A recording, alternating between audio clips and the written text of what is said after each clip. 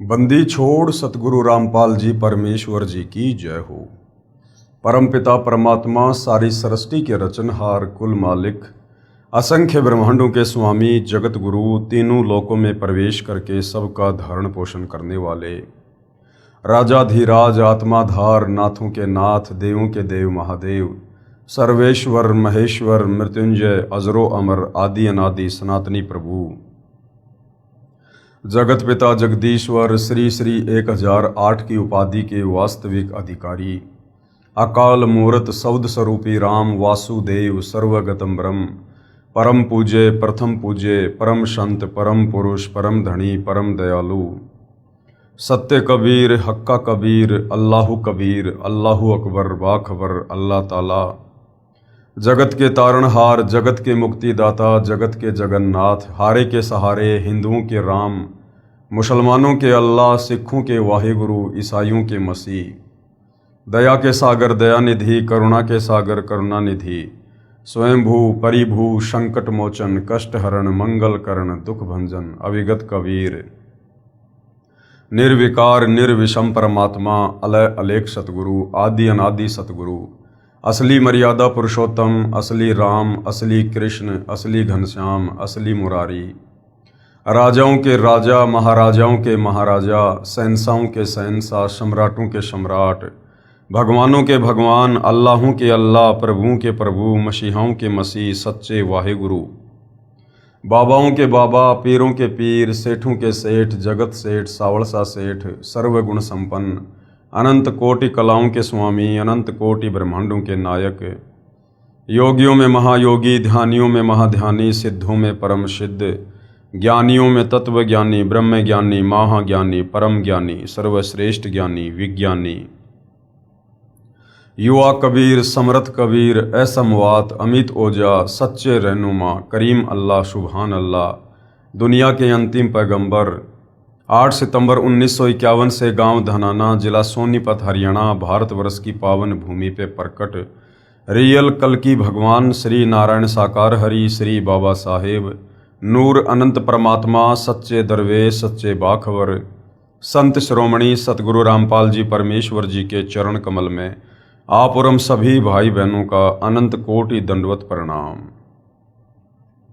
सत्साई भाई और बहनों, बहुत बड़ी दया बहुत बड़ी मेहर पूज्य गुरुदेव भगवान की परमेश्वर रामपाल जी की, जिनके शुभ आशीर्वाद से विशेष आशीर्वाद से उनके पवित्र सत्संगों का संग्रह पवित्र आध्यात्मिक पुस्तक ज्ञान गंगा के ऊपर वीडियो बनाने की श्रृंखला जारी है।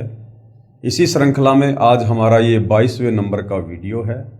प्रत्येक वीडियो में पूज्य गुरुदेव भगवान के आशीर्वाद से हमें अध्यात्म और भक्ति मार्ग के विषय में बहुत कुछ जानने और समझने को मिल रहा है। भाई और बहनों, ये जो पवित्र आध्यात्मिक पुस्तक ज्ञान गंगा है, ये परमेश्वर रामपाल जी के तत्व ज्ञान रूपी सत्संगों का संग्रह है और इस पवित्र पुस्तक में सर्व धर्मशास्त्रों से प्रमाणित जो ज्ञान है उसको शामिल किया गया है। अर्थात ये पुस्तक सर्व धर्मों के सर्व धर्मशास्त्रों से प्रमाणित है। इस पवित्र पुस्तक के अमृत ज्ञान में सुई की नोक रखने जितनी कमी भी निकालना नामुमकिन है, असंभव है। इस पवित्र पुस्तक को पढ़कर आप जी भक्ति और भगवान के विषय में वो सब कुछ जान सकते हैं, समझ सकते हैं जो आज से पहले सदियों से हमारे नादान धर्मगुरु हमें इन धर्म शास्त्रों से निकाल कर नहीं दे पाए। कारण था कि हमारे नादान धर्मगुरुओं को तत्व ज्ञान नहीं था और ना ही वे किसी तत्वदर्शी संत की शरण में थे, जिस कारण से भगत समाज को भक्ति और भगवान की परिभाषा भी अच्छे से नहीं समझा पाए। सत भक्ति दान करना, शास्त्र अनुकूल भक्ति दान करना, शत भक्ति मंत्रों का जाप करवाना, ये तो बहुत दूर की बात है। तो अब पूरे विश्व के मानव समाज पर जो रजा हुई है वो अवर्णनीय है, अकल्पनीय है। क्योंकि इस अमृत ज्ञान को, इस तत्व ज्ञान को, इस 21 ब्रह्मांड में स्वयं वो कबीर परमेश्वर परम अक्षर ब्रह्म सारी सृष्टि का मालिक सतलोक से चलकर गति करके मानव चोले में और एक आम संत की भूमिका करते हुए, तत्वदर्शी संत की भूमिका करते हुए वे स्वयं ही अपने द्वारा रची गई सृष्टि का ज्ञान हम जीवों को बताते हैं, समझाते हैं। और जो गलती हमने सतलोक में की थी, अपने परमपिता परमेश्वर कबीर साहिब जी से मन हटाकर पतिव्रता पद से नीचे गिरकर और इस 21 ब्रह्मांड के स्वामी ज्योति निरंजन के ऊपर आस्था लगाकर जब ये सतलोक में एक पैर पर खड़ा होकर तप कर रहा था, उसके बाद कबीर परमेश्वर ने पतिव्रता पद से नीचे गिर चुकी हम असंख्य आत्माओं को सतलोक से इस काल के साथ निष्कासित कर दिया था। और उसी दिन से हम यहाँ पर अपना कर्म दंड भोग रहे हैं। ये काल, ये ज्योति निरंजन हमें कर्म बंधनों में बांधता है और इसी प्रकार से हमें कभी लक 84 योनि में पशु पक्षियों के शरीर देता है, कभी नरक में असहनीय पीड़ा देता है और जन्म मरण और बुढ़ापे का कष्ट तो सर्वविदित है। तो भाइयों और बहनों, अब वो दयालु परमात्मा इस पृथ्वी पर स्वयं ही आते हैं, प्रकट होते हैं, सच्चे सतगुरु पूर्ण संत की भूमिका करते हैं और जो गलती हम नादान आत्माओं ने सतलोक में की थी, हमें उस गलती को याद दिलाकर भूल सुधार करवाते हैं और हमें वापस सतलोक ले चलने के लिए सत भक्ति देते हैं, ताकि हम फिर से भक्ति के धनी हो सकें और अपने निज लोक सतलोक में पहले की तरह खुशी खुशी रह सकें। इसके लिए भाइयों और बहनों, हमने सर्वप्रथम पूर्ण संत की पहचान करनी होती है, क्योंकि इस काल ने यहाँ पर अपने नकली संतों की बाढ़ सी ला रखी है। कारण ये है कि ये ज्योति निरंजन, ये काल, ये ब्रह्मा विष्णु महेश का पिता, ये नहीं चाहता है कि कोई भी आत्मा मेरे 21 ब्रह्मांड रूपी बाड़े से बाहर निकलकर स्वतंत्र हो जाए, वो सतलोक चली जाए। क्योंकि इसको प्रतिदिन 1 लाख मानव शरीरधारी आत्माओं के सूक्ष्म शरीर से निकली गंध खाने का, वासना खाने का श्राप लगा हुआ है। इस कारण से ये नहीं चाहता कि कोई भी आत्मा सत भक्ति करके, जब वो कबीर परमात्मा धरती पर आते हैं तो उनकी पहचान करके और सत भक्ति करके मेरे 21 ब्रह्मांड से बाहर ना निकल जाए। इसके लिए ये अपनी नकली संतों को समय समय पर पृथ्वी पर भेजता है और शास्त्रों के विरुद्ध साधना पर भगत समाज को आरूढ़ करवा देता है। जिस शास्त्र विरुद्ध साधना को करने के चलते हम जन्म मरण के चक्कर में रहते हैं, लक 84 योनियों में भटकते हैं और तपतशिला पर हम इसका आहार बनते हैं। तो भाइयों और बहनों, अब पूरे विश्व के मानव समाज पर रहम हुआ है कबीर परमेश्वर जी का। वैसे तो परमात्मा चारों युगों में आते हैं और रह रहकर इस पृथ्वी पर परमेश्वर हम आत्माओं को तत्व ज्ञान से सराबोर करते हैं, हमें सृष्टि रचना का ज्ञान करवाते हैं। इस काल का जो ये कर्म बंधन वाला जो घटिया कर्म है, इससे हमें परिचित करवाते हैं, हमें भक्ति और भगवान की असली परिभाषा से परिचित करवाते हैं। और समय समय पर परमात्मा हम आत्माओं को सतभक्ति देकर रिचार्ज करते हैं, जिस सतभक्ति के कारण हम यहाँ पर कुछ सुख का सांस लेते हैं। तो भाइयों और बहनों, आज पुनः वही कबीर परमेश्वर जी सतगुरु रामपाल जी के नाम से धरती पर प्रकट हैं और आप और हमें सौभाग्य से मनुष्य जन्म प्राप्त है, क्योंकि मनुष्य जन्म प्राप्त होना ही बड़ा दुर्लभ है। तत्वदर्शी संत भले यहाँ पर दिन में 50 बार आओ, लेकिन यदि हमें मनुष्य जन्म नहीं है तो हम उनकी सतभक्ति का फायदा नहीं उठा सकते, क्योंकि भक्ति केवल मनुष्य शरीर में ही हो सकती है, अन्य योनियों में नहीं। तो वर्तमान में आप और हमें मनुष्य जन्म भी है, ये कलयुग की पिछली पीढ़ी का यानी मोक्ष का प्राइम टाइम भी है और साथ में कबीर परमात्मा स्वयं धरती पर सतभक्ति लेकर प्रकट हैं।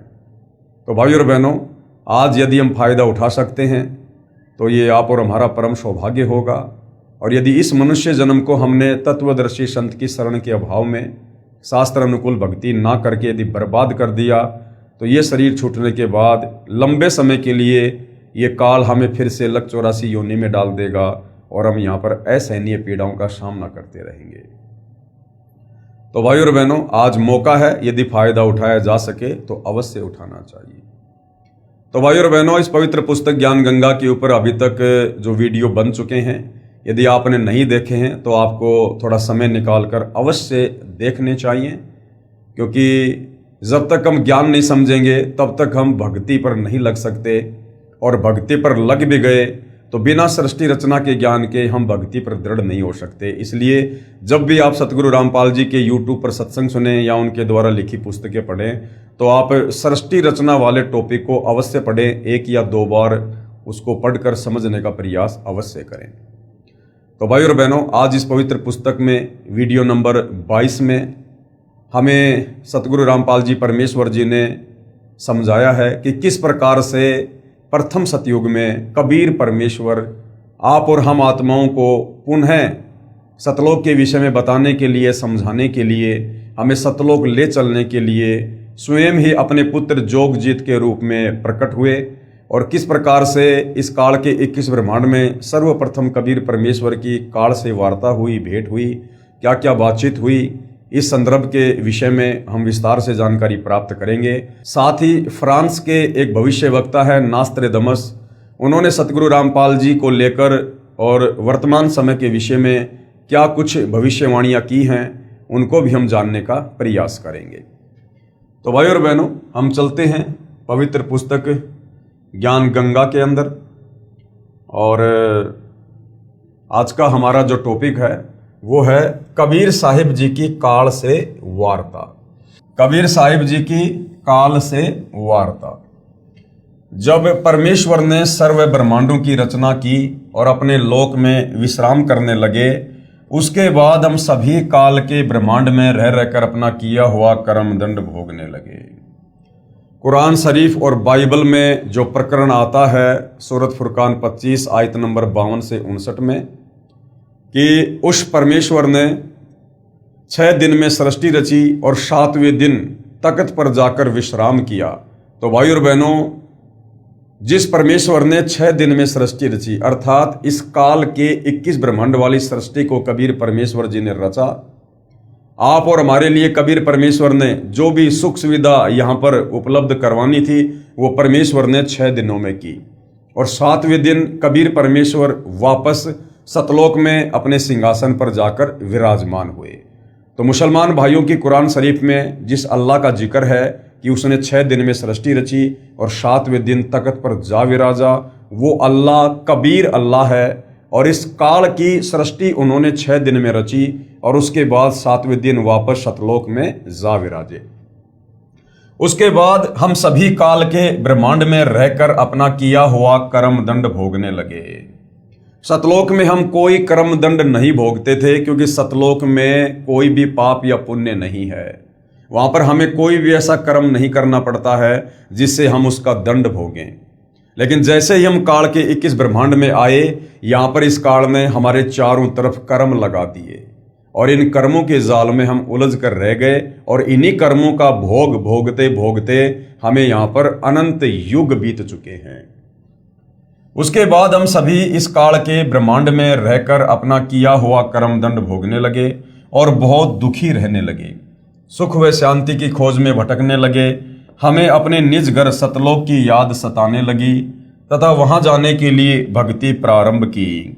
लेकिन सतलोक वापस जाने वाली भक्ति इस काल के 21 ब्रह्मांड में नहीं है। वो भक्ति तो स्वयं कबीर परमात्मा जी ही लेकर आते हैं। किसी ने चारों वेदों को कंठस्थ किया तो कोई उग्र तप करने लगा और हवन, यज्ञ, ध्यान, समाधि आदि क्रियाएं प्रारंभ की। क्योंकि आत्मा को हमेशा से ये तड़फ रहती है कि कोई परमात्मा है, कोई भगवान है।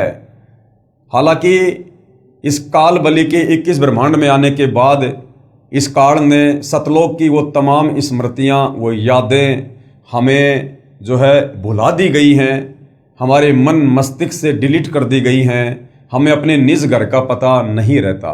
लेकिन आत्मा परमात्मा का अंश है। आत्मा को रह रहकर ये कशक होती है कि मैं कभी नहीं मरा करता था, मैं जो मर रहा हूँ, जन्म ले रहा हूँ, दुख भोग रहा हूँ, ये क्यों हो रहा है? क्योंकि सतलोक में ऐसा कुछ भी नहीं था, वहाँ केवल सुख ही सुख था।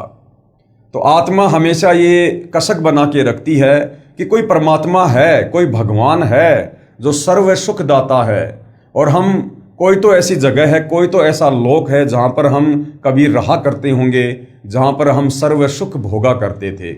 तो ऐसे विचार करके ये आत्मा अपने परमेश्वर की याद में ये तरह तरह के तप करने लगी, समाधि लगाने लगी, उग्र साधना करने लगी, कोई चारों वेदों को पढ़ने लगा और जैसा भी उनको समझ में आया उस हिसाब से जो है परमेश्वर की प्राप्ति के लिए वो प्रयत्न करने लगा।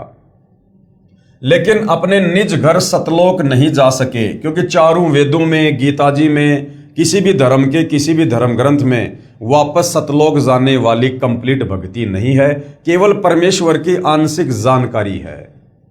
क्योंकि उपरोक्त क्रियाएं करने से अगले जन्मों में अच्छे समृद्ध जीवन को प्राप्त होकर जैसे राजा महाराजा, बड़ा व्यापारी, अधिकारी, देव महादेव, स्वर्ग महास्वर्ग आदि वापस फिर लक 84 योनि भोगने लगे, बहुत परेशान रहने लगे और परमपिता परमेश्वर से प्रार्थना करने लगे कि हे दयालु, हमें निज घर का रास्ता दिखाओ। हम हृदय से आपकी भक्ति करते हैं, आप हमें दर्शन क्यों नहीं दे रहे? आप हमें दर्शन क्यों नहीं दे रहे? भाइयों और बहनों, इन चारों वेदों में, गीता जी में या किसी भी धर्म के किसी भी धर्म ग्रंथ में केवल इस काल बलि तक की ही जानकारी है। ये काल 21 ब्रह्मांड का स्वामी है, ब्रह्मा विष्णु महेश का पिता है। मुसलमान भाई जिसे अपना अल्लाह कहते हैं वो यही काल है। हिंदू जिसे अपना निराकार भगवान कहते हैं वो यही काल है। ईसाई जिसे अपना मसीहा कहते हैं वो यही काल है। तो भाइयों और बहनों, हम भक्ति भी करते थे और परमेश्वर से अर्ज करते थे कि हे परमात्मा, हम इतनी उग्र भक्ति कर रहे हैं, इतना प्रयत्न कर रहे हैं, तन मन धन हमने सर्वस्व आपकी प्राप्ति के लिए न्योछावर कर दिया है। क्योंकि सतयुग त्रेता द्वापर में भाइयों और बहनों, परमात्मा की कसक में ये आत्मा घर से बाहर निकल जाया करती थी, घर बार छोड़ दिया करते थे, बाल बच्चों का परित्याग कर दिया करते थे, संपत्ति को ठोकर मार दिया करते थे, और जैसा भी हमें ज्ञान होता था उस हिसाब से किसी साधु संत के डेरे में जाकर, जंगल में जाकर, गुफाओं में जाकर, एकांत में रहकर हमने घोर तप किए और अंत में निष्कर्ष 0/0 रहा। तो हम रो रो कर ये दुआ करते थे कि हे परमेश्वर, आप हमें दर्शन क्यों नहीं दे रहे हैं? वेदों में लिखा है कि आप साकार हैं, आपका तेजोमय शरीर है, आप नर आकार में है और आपकी प्राप्ति का ये ओम मंत्र है, फिर आप हमें दर्शन क्यों नहीं दे रहे? तो भाई और बहनों, ये सृष्टि रचना से ही आपको समझ में आएगा। वेदों में महिमा तो पूर्ण परमेश्वर की लिखी हुई है, परंतु जो ओम नाम का जाप वेदों में और गीता जी में है वो केवल इस काल तक की साधना है। और इस काल तक की साधना आप कितनी भी कर लीजिएगा, इस काल में जब आप सृष्टि रचना पढ़ोगे तो पता चलेगा इसने एक अपना अटल घटिया नियम बना रखा है। इसने प्रतिज्ञा कर रखी है कि मैं किसी भी प्रकार की साधना से, जप से, तप से मैं अपने वास्तविक काल रूप में, ब्रह्म रूप में दर्शन नहीं दूंगा। जिस कारण से आत्माएं इतनी साधना करती लेकिन फिर भी उन्हें परमेश्वर के दर्शन नहीं होते। तो काल तो अपनी घटिया प्रतिज्ञा के चलते उन साधकों को दर्शन नहीं देता है। और कबीर परमेश्वर जी की इन चारों वेदों में वो सत भक्ति नहीं है जिससे हमें परमात्मा दर्शन दे। तो वो सत भक्ति जिससे पूर्ण ब्रह्म परमेश्वर कबीर साहिब साक्षात हमें दर्शन दें, उनका साक्षात्कार हो, वो भक्ति तो कबीर परमात्मा स्वयं ही सतलोक से चलकर इस काल के लोक में आते हैं। तत्वदर्शी संत की, सतगुरु की, पूर्ण संत की, जगत गुरु की भूमिका निभाते हैं। उसके बाद हमें फिर उस ज्ञान से पता चलता है कि आज मेरे सामने जो तत्वदर्शी संत है, जगत गुरु है, ये स्वयं ही कबीर परमात्मा है और हमें खुली आंखों से बिल्कुल उनका साक्षात्कार होता है। ये वृत्तांत कबीर साहिब ने धर्मदास जी को बताते हुए कहा कि धर्मदास, इन जीवों की पुकार सुनकर मैं अपने सतलोक से जोगजीत का रूप बनाकर काल लोक में आया। जोगजीत कौन है? परमपिता परमेश्वर कबीर साहिब ने सतलोक में जो अपने 16 पुत्रों की उत्पत्ति की थी, उनमें जो सबसे लास्ट वाला पुत्र है 16वें नंबर का, वो जोगजीत है, जिसको योग संतायन भी कहते हैं।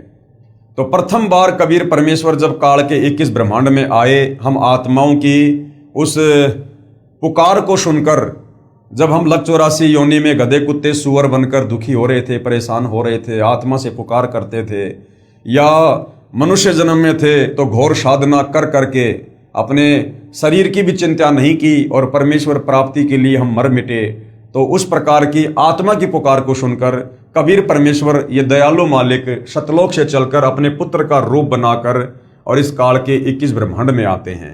अपने ओरिजिनल रूप में परमात्मा इसलिए नहीं आते कि यदि वो परमेश्वर अपने ओरिजिनल कबीर रूप में इस धरती पर यदि आ जाए, आते हैं भाइयों और बहनों, आने को तो आज वर्तमान में कबीर भगवान सतगुरु रामपाल जी के नाम से प्रकट हैं, अपने ओरिजिनल सतलोकीय रूप में ही हैं।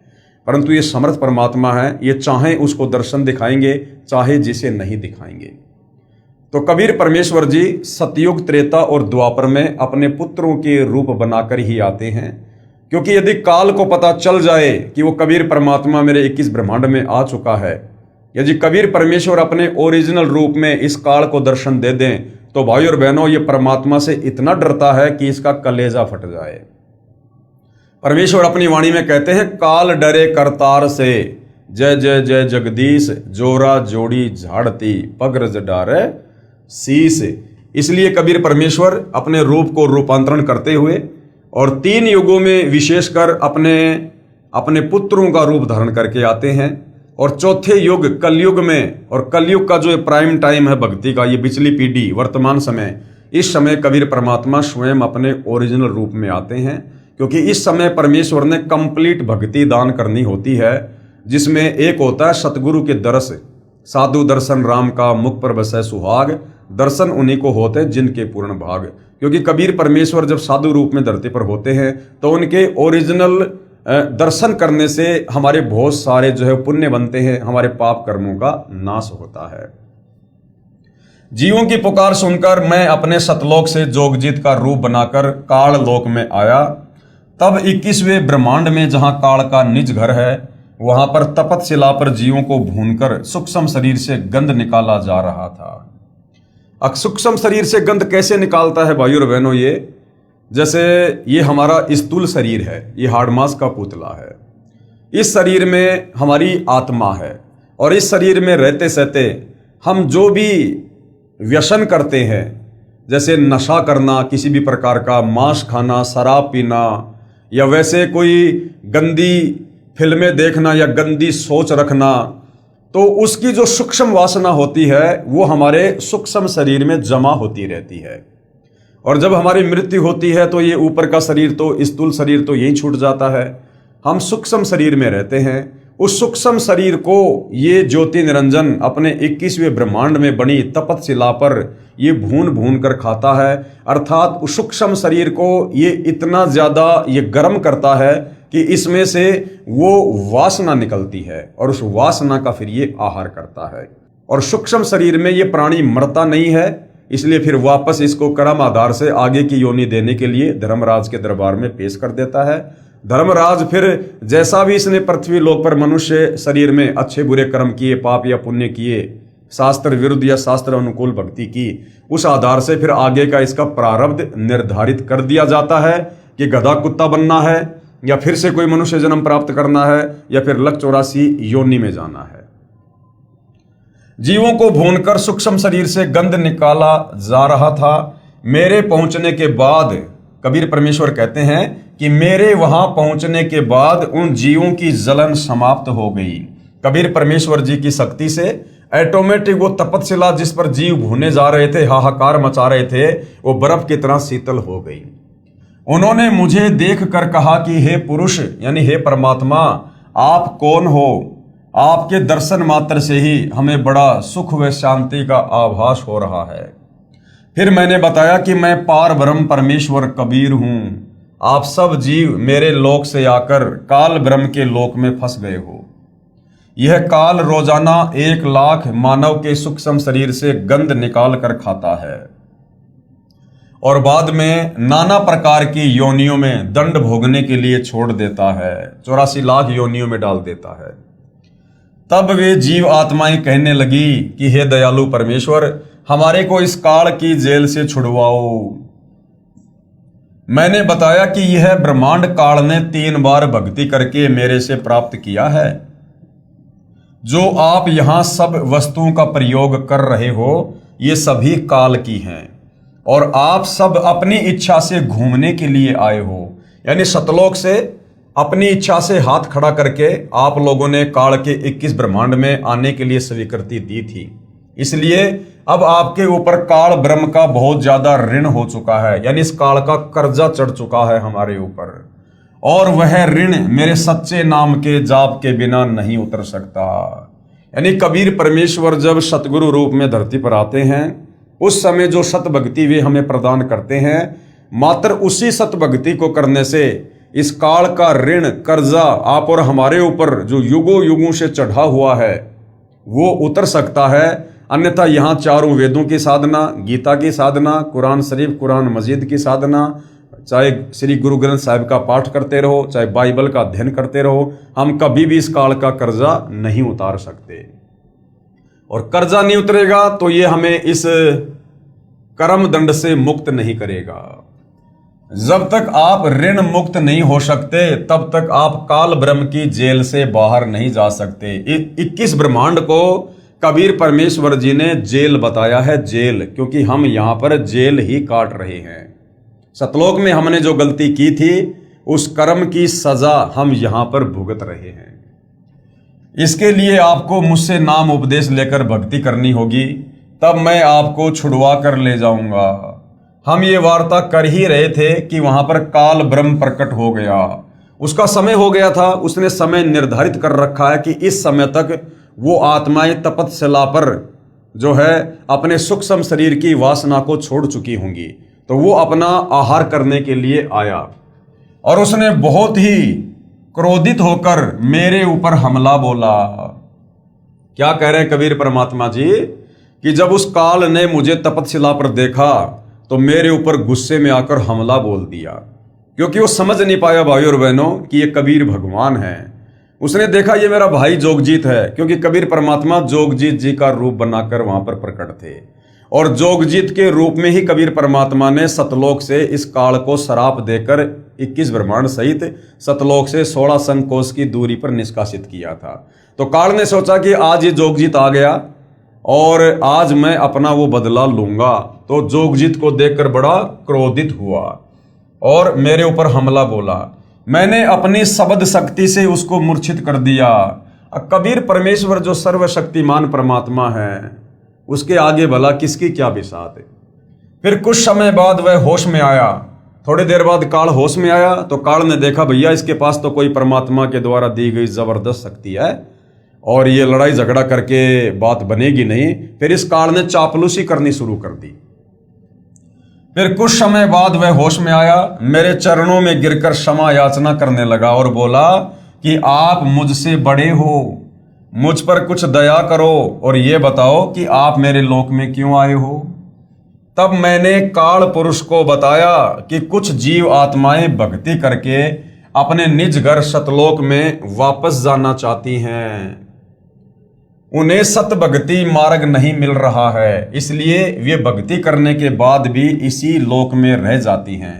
मैं उनको सत भक्ति मार्ग बताने के लिए और तेरा भेद देने के लिए आया हूं, किंतु तू काल है, 1 लाख जीवों का आहार करता है और 1.25 लाख जीवों को उत्पन्न करता है तथा भगवान बनकर बैठा है। मैं इनको बताऊंगा कि तुम जिसकी भक्ति करते हो वह भगवान नहीं, वो काल है।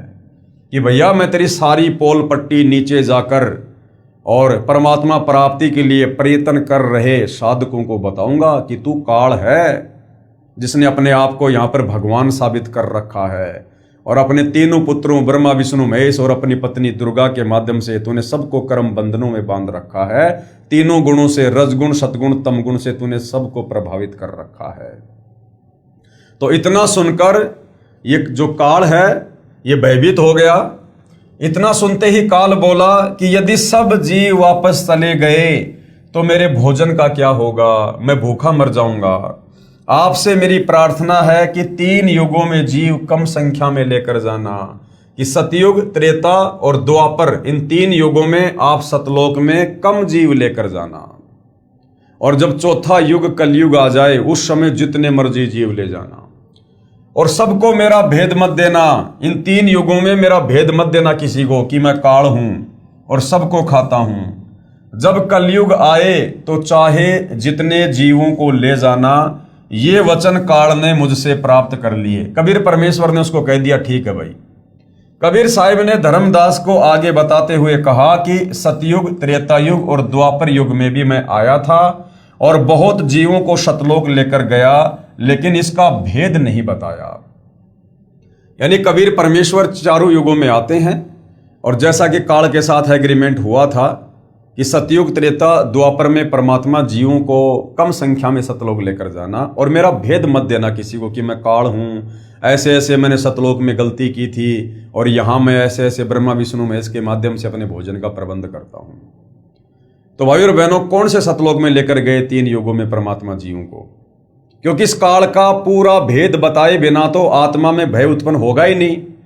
जब तक हम सृष्टि रचना से परिचित नहीं होंगे और सृष्टि रचना से परिचित होंगे तो हमें काल के विषय में भी जानकारी होगी, इसका पूरा भेद भी मालूम होगा, तभी हमारे को काल लोक से डर लगेगा, तभी हम तत्वदर्शी संत की शरण में आकर भक्ति करेंगे। तो आज से पहले कबीर परमेश्वर हमें मिनी सतलोक में लेकर गए 3 युगों में। इस काल के 21 ब्रह्मांड में कबीर परमेश्वर ने अपना एक गुप्त स्थान बना रखा है जिसका नाम है मिनी सतलोक, जहां परमेश्वर आत्माओं को काल के बंधन से छुड़वाकर बीज रूप में रख देते हैं। और जब ये कलयुग की बिचली पीढ़ी वाला मोक्ष का प्राइम टाइम आता है, कंप्लीट भक्ति देने का, कंप्लीट मूल ज्ञान बताने का, इस समय परमेश्वर तीनों युगों में जिन आत्माओं को मिनी सतलोक में बैठा देते हैं, फिर उन आत्माओं को परमेश्वर इस समय कलयुग की बिचली पीढ़ी में मानव जन्म देते हैं, स्त्री या पुरुष का, और फिर उन आत्माओं से कंप्लीट भक्ति करवाकर उनको सतलोक लेकर जाते हैं। अन्यथा काल का भेद बताए बिना भाई और बहनों हमारी आत्मा कभी भी सतलोक जाने को तैयार नहीं होगी, क्योंकि भय बिना भक्ति नहीं होती। अब मैं कलयुग में आया हूं और काल से मेरी वार्ता हुई है। काल ब्रह्म ने मुझसे कहा कि अब आप चाहे जितना जोर लगा लेना, आपकी बात कोई नहीं सुनेगा। काल ने चापलूसी की थी कि आप चौथे युग में जितनी मर्जी आत्मा ले जाना कलयुग में। काल ने क्या दिमाग लगाया था कि जब चौथा युग कलयुग आएगा उस समय इन आत्माओं के जो पुण्य हैं वो समाप्त हो चुके होंगे, इनके पाप कर्म शेष होंगे, पाप कर्म शेष रहने के चलते इनके ऊपर आपत्तियां आएंगी, और सतभक्ति ना होने के चलते ये फिर धर्म के विरुद्ध अधर्म का रास्ता अपनाएंगे, जिससे इनके कर्म और ज्यादा बिगड़ेंगे। साथ में उस कलयुग में मैं इनको विषय विकारी बना दूंगा, हर प्रकार से नशेड़ी बना दूंगा, मांसाहारी बना दूंगा, शराबी बना दूंगा, चोरी जारी ठगी विश्वासघात रिश्वतखोरी काला बाजारी मिलावट इन तमाम प्रकार के कुकर्मों में लगाकर इन आत्माओं की वृत्ति को बिगाड़ दूंगा। ये भक्ति के योग्य भी नहीं रहेंगे। और थोड़ी बहुत भक्ति यदि कोई करना चाहेगा तो मैं अपने नकली संत भेज भेजकर शास्त्रों के विरुद्ध साधना करवा दूंगा, और इनको मंदिर मस्जिद चर्च गुरुद्वारे और पत्थर पूजा पे लगा दूंगा, कावड़ लाना, पैदल यात्रा करना, पाखंड पूजा करना, जंत्र मंत्र के चक्कर में पड़ना, इन घटिया साधनाओं में, देवी देवताओं की साधनाओं में लगा दूंगा। तो जब वो तत्वदर्शी संत आएगा यानी भगवान आएगा, उस समय कोई भी उसकी बात को स्वीकार नहीं करेगा। ये सोचकर काल ने कहा था कि आप 3 युगों में जीव कम लेकर जाना और चौथे युग में जितनी मर्जी आत्मा सतलोक लेकर जाना। प्रथम तो मैंने जीव को भक्ति के लायक ही नहीं छोड़ा है। काल ने क्या कहा? धर्मदास को परमात्मा बता रहे हैं कि प्रथम तो इस कलयुग में जीव को इस काल ने इतना बिगाड़ दिया है, नशेड़ी गंजेड़ी शराबी मांसाहारी चोरी जारी करने वाला बना दिया है कि अपने स्वार्थ के अलावा उसको और कुछ दिखाई नहीं देता है।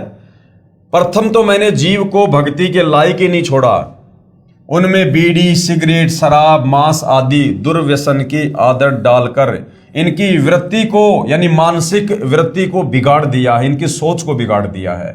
नाना प्रकार की पाखंड पूजा में जीव आत्माओं को लगा दिया। ये मंदिर मस्जिद चर्च गुरुद्वारा, ये झाड़ झपाड़ जंतर मंत्र, इस प्रकार की ओछी और घटिया साधनाओं में लगा दिया।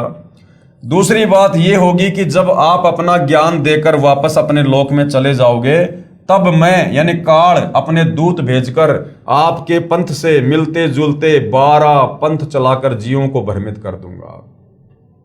काल ने क्या कहा था कि जब आप उस कलयुग में जाओगे, यानी परमात्मा 650 साल पहले अपने ओरिजिनल नाम कबीर नाम से आए थे, तो कहा कि जब आप उस कलयुग में अपना कंप्लीट ज्ञान देकर जो भी भक्ति आपने देनी हो भक्ति देकर आप जाओगे वापस सतलोक, तो मैं उसके बाद अपने 12 नकली दूत भेजूंगा और आपके नाम से कबीर नाम से वो कबीर पंथ चलाएंगे और जीवों को अपने जाल में फंसा लेंगे, ये कहकर कि कबीर जी का वास्तविक ज्ञान, कबीर जी का असली पंथ, सतलोक जाने की विधि केवल हम कबीर पंथियों के पास में है।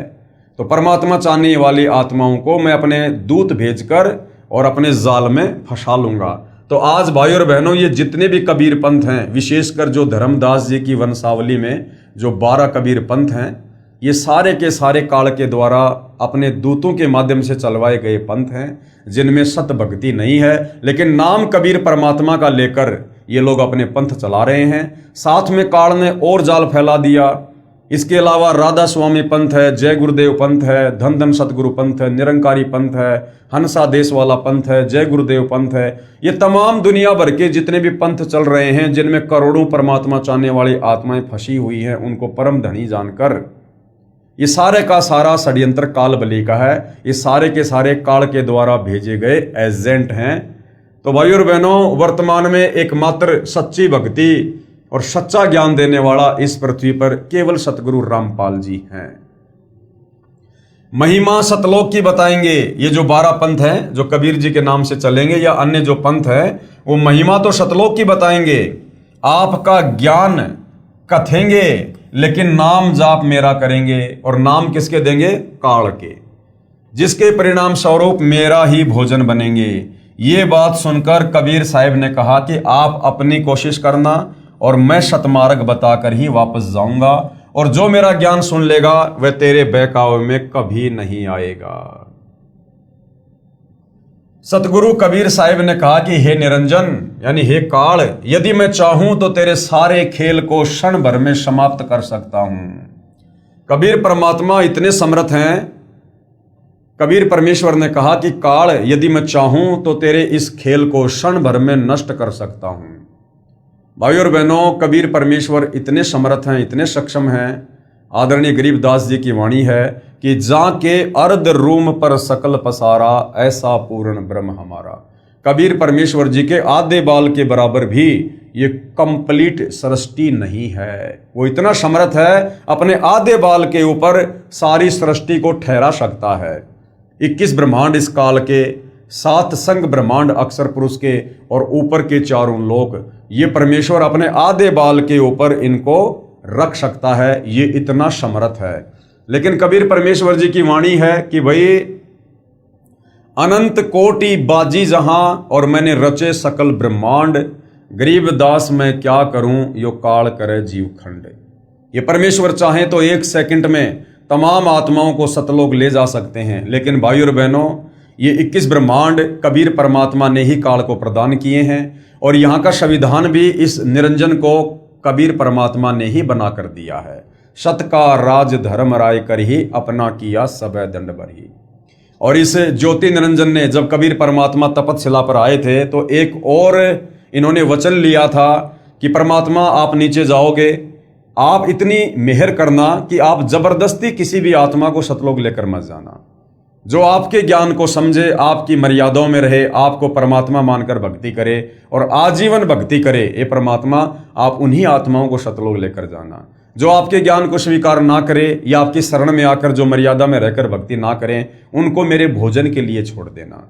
तो भाई और बहनों, ये वचन कबीर परमात्मा का दिया हुआ है, इसलिए कबीर परमेश्वर को रह रहकर अपना वचन याद आ जाता है, जिस कारण से परमेश्वर फिर इस काल के 21 ब्रह्मांड को नहीं छेड़ते हैं, और अपने विधि विधान अनुसार हम आत्माओं को नीचे तत्वदर्शी संत के रूप में प्रकट होकर हमें ज्ञान से परिचित करवाते हैं, हमें सृष्टि रचना से परिचित करवाते हैं। और जो आत्मा तत्वदर्शी संत के रूप में प्रकट कबीर भगवान की वाणियों पर, वचनों पर, ज्ञान पर, सत्संग पर विश्वास कर लेती है और आजीवन मर्यादा में रहकर गुरु को परमेश्वर मानकर भक्ति करती है, उन्हीं आत्माओं को परमात्मा सतलोक लेकर जाते हैं। सतगुरु कबीर साहिब ने कहा कि हे निरंजन, यानी हे काल, यदि मैं चाहूं तो तेरे सारे खेल को क्षण भर में समाप्त कर सकता हूं, परंतु ऐसा करने से मेरा वचन भंग होता है। ये सोचकर मैं अपने प्यारे हंसों को, यानी भक्तों को यथार्थ ज्ञान देकर शब्द का बल प्रदान करके, यानी परमेश्वर हमें जो शब्द देंगे, जो मंत्र देंगे, फिर हम उसका जाप करेंगे, फिर हमारे अंदर वो शक्ति उत्पन्न होगी, तो शब्द का बल प्रदान करके सतलोक लेकर जाऊंगा। और कहा कि सुनो धर्मराया, धर्मराया, इस काल को धर्मराय भी कहते हैं, क्योंकि इसने परमात्मा से कहा था कि परमात्मा, मैं अपने 21 ब्रह्मांड में सत का राज करूंगा, जो जैसा कर्म करेगा उसको वैसा ही मैं परिणाम दूंगा, फल दूंगा। तो इसको धर्मराय भी कहते हैं। सत्कार राज धर्म राय कर ही अपना किया सब दंड बरही। सुनो धर्मराया हम शंखों हंसा पद परसाया, हमने असंख्य आत्माओं को तुम्हारे काल लोक से शत भक्ति देकर सतलोक में बैठाया है। और जिन लीना हमारा परवाना, जिन्होंने हमारे से नाम उपदेश लिया है, सो हंसा हम किए अमाना, उनको हमने तेरे काल लोक से मुक्त किया है। पवित्र कबीर सागर में जीवों को भूल भुलैया में डालने के लिए तथा अपनी भूख को मिटाने के लिए तरह तरह के तरीकों का वर्णन। ये वाणियां कबीर सागर से ली गई है, जिस कबीर सागर को 650 साल पहले कबीर परमेश्वर जी ने आदरणीय धर्मदास जी के माध्यम से लिपिबद्ध करवाया था। तो इस काल ने क्या कुछ कहा था कबीर परमेश्वर से, जब तपतशिला पर कबीर परमात्मा और इस निरंजन के बीच में बातचीत हो रही थी। द्वादश पंथ करूं मैं साजा, नाम तुम्हारा ले करूं आवाजा, द्वादश यम संसार पठो, नाम तुम्हारे पंथ चलो। कि द्वादश पंथ करूं मैं साजा, कि जब आप सतलोक वापस चले जाओगे, इस कलयुग में आकर, प्रथम चरण में आकर जब आप अपनी लीला करके वापस चले जाओगे, उसके बाद मैं आपके नाम से, कबीर नाम से द्वादश यानी 12 पंथ चलाऊंगा, 12 कबीर पंथ चलाऊंगा। और नाम तुम्हारा ले करूं आवाजा, और तुम्हारा ही नाम ले लेकर मैं लोगों को भक्ति पर लगाऊंगा। और द्वादश यम संसार पठो, अपने 12 काल के दूत उन पंथों में भेजूंगा मुखिया बनाकर। नाम तुम्हारे पंथ चलो, और आप ही के नाम से, कबीर नाम से वो पंथ चलेंगे। प्रथम दूत मम प्रगटे जाई, पीछे अंश तुम्हारा आई। और इस ज्योति निरंजन ने कबीर भगवान से कहा कि पहले जो है मेरे दूत जाएंगे, पहले मेरे एजेंट जाएंगे गुरु बनकर, पहले मेरा ज्ञान प्रचार होगा, पीछे अंश तुम्हारा आई, उसके बाद आप अपना ज्ञान प्रचार करना। यही विधि जीवन को भरमाऊं, पुरुष नाम जीवन समझाऊं। इस विधि से मैं कलयुग में जीव आत्माओं को भक्ति और भगवान के नाम पर भ्रमित कर दूंगा।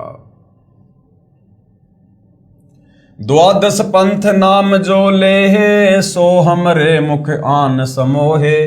और उन 12 पंथों में जो मुझ काल के द्वारा चलाए जाएंगे कबीर पंथ के नाम से, उन 12 पंथों में जो जो व्यक्ति नाम दीक्षा लेंगे वो मेरे ही मुख में आते रहेंगे, अर्थात वो तपतशिला पर मेरा भोजन बनते रहेंगे, क्योंकि 12 पंथों में सतलोक जाने की विधि नहीं है।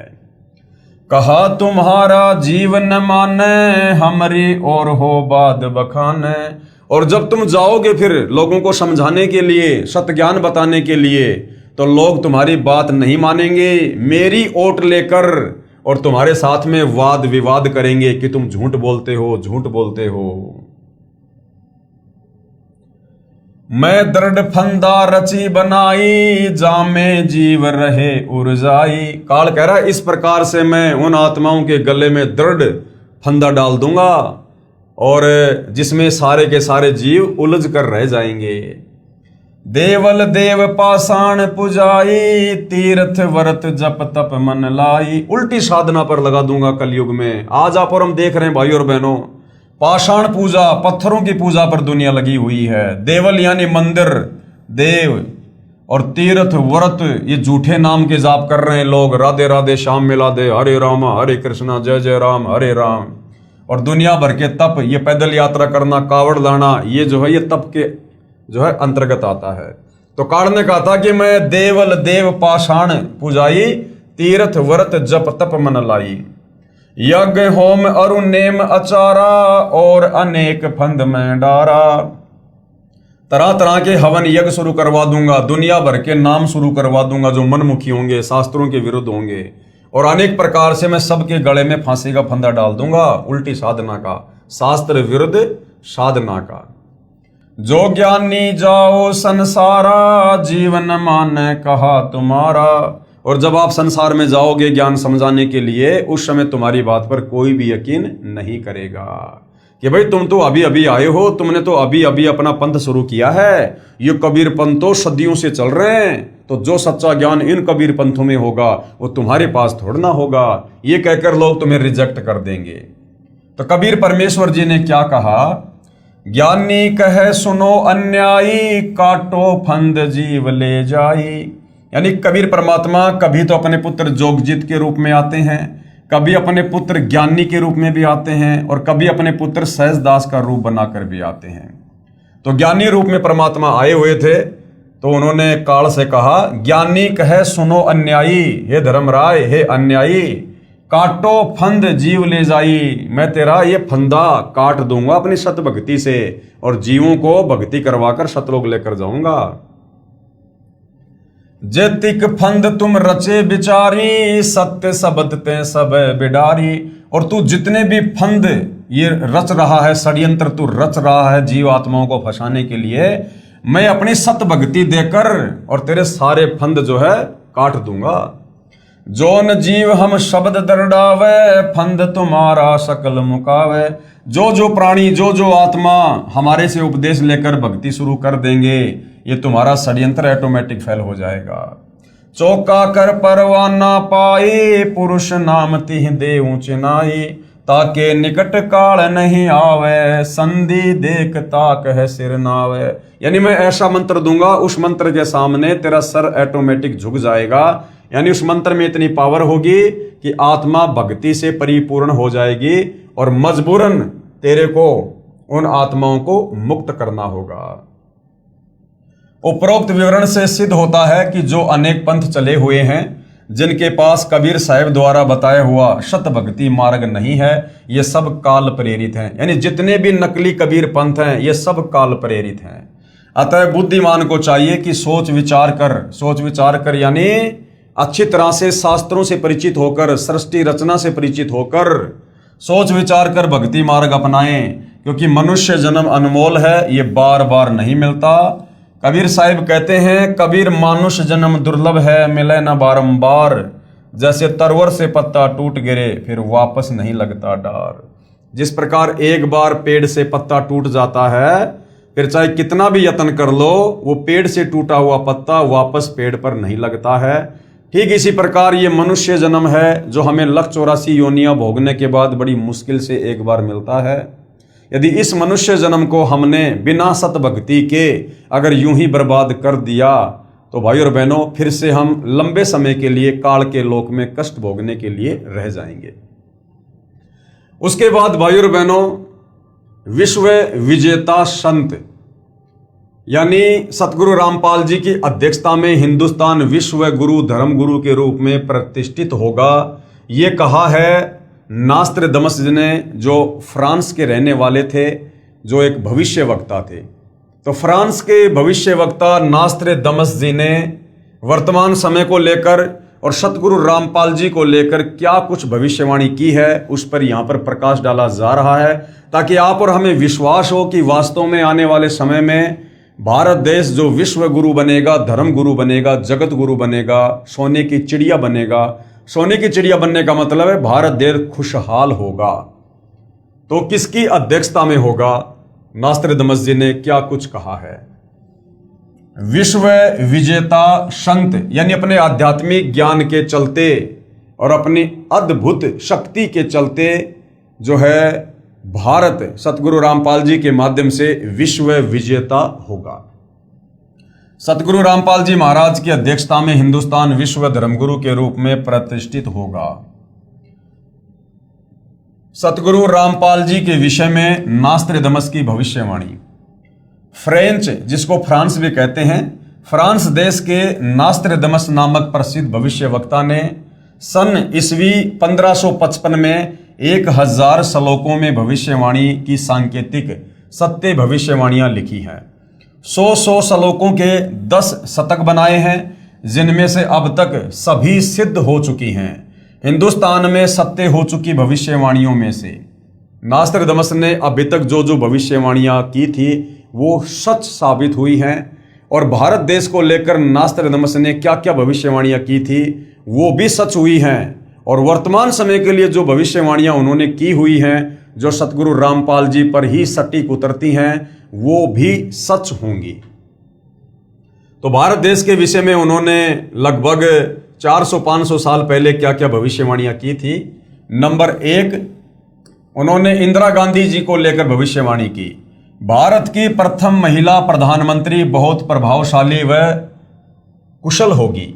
यह संकेत स्वर्गीय श्रीमती इंदिरा गांधी की ओर है तथा उनकी मृत्यु निकटतम रक्षक द्वारा होना लिखा है, जो सत्य हुई। यानी नास्त्रदमस जी ने कहा था कि भारत की जो प्रथम महिला होगी प्रधानमंत्री, वो बहुत ही ज्यादा प्रभावशाली होगी और वो विवेकी होगी, और उसकी मृत्यु उसके बॉडीगार्ड के द्वारा होगी, उसके निकटतम अंगरक्षक के द्वारा होगी। और भाई और बहनों, ऐसा ही हुआ। इंदिरा गांधी जी की हत्या उनके बॉडीगार्ड के द्वारा ही हुई। तो नास्त्रदमस की भविष्यवाणी बिल्कुल सत्य साबित हुई। नंबर 2, उसके पश्चात उन्हीं का पुत्र यानी इंदिरा गांधी जी का पुत्र उनका उत्तराधिकारी होगा, यानी वो प्रधानमंत्री होगा, और वह बहुत कम समय तक राज्य करेगा तथा अचानक मृत्यु को प्राप्त होगा, जो सत्य सिद्ध हुई। क्योंकि पूर्व प्रधानमंत्री स्वर्गीय श्री राजीव गांधी जी वो इंदिरा गांधी के बड़े बेटे थे, और थोड़े समय उन्होंने राज्य किया, उसके बाद उनकी एक बम ब्लास्ट में हत्या कर दी गई। उसके बाद नंबर 3, सतगुरु रामपाल जी महाराज के विषय में भविष्यवाणी नास्त्रदमस द्वारा जो विस्तार पूर्वक लिखी है। ये 2 बातें इसलिए बताई है क्योंकि जो उन्होंने भारत को लेकर भविष्यवाणी की थी वो पहले सत्य साबित हो चुकी है। तो आगामी समय के लिए यानी वर्तमान समय के लिए जो भविष्यवाणियां नास्त्रदमस जी ने कर रखी हैं भारत में प्रकट एक संत के लिए, वो सतगुरु रामपाल जी के ऊपर हैं, और ये भविष्यवाणियां भी बिल्कुल सत्य ही साबित होंगी। अपनी भविष्यवाणी के शतक 5 के अंत में तथा शतक 6 के प्रारंभ में नास्त्रदमस जी ने लिखा है कि आज अर्थात ईस्वी सन 1555 से ठीक 450 वर्ष के बाद अर्थात सन 2006 में एक हिंदू संत जिसको सायरन कहा गया है वो प्रकट होगा, अर्थात लोगों के सामने होगा, अर्थात सर्व जगत में उसकी चर्चा होगी। उस समय उस हिंदू धार्मिक संत यानी सायरन की आयु 50 व 60 वर्ष के बीच होगी। परमेश्वर ने नास्त्रदमस को सतगुरु रामपाल जी महाराज के अधेड़ उम्र वाले शरीर का साक्षात्कार करवाकर चलचित्र की भांति सारी घटनाओं को दिखाया और समझाया।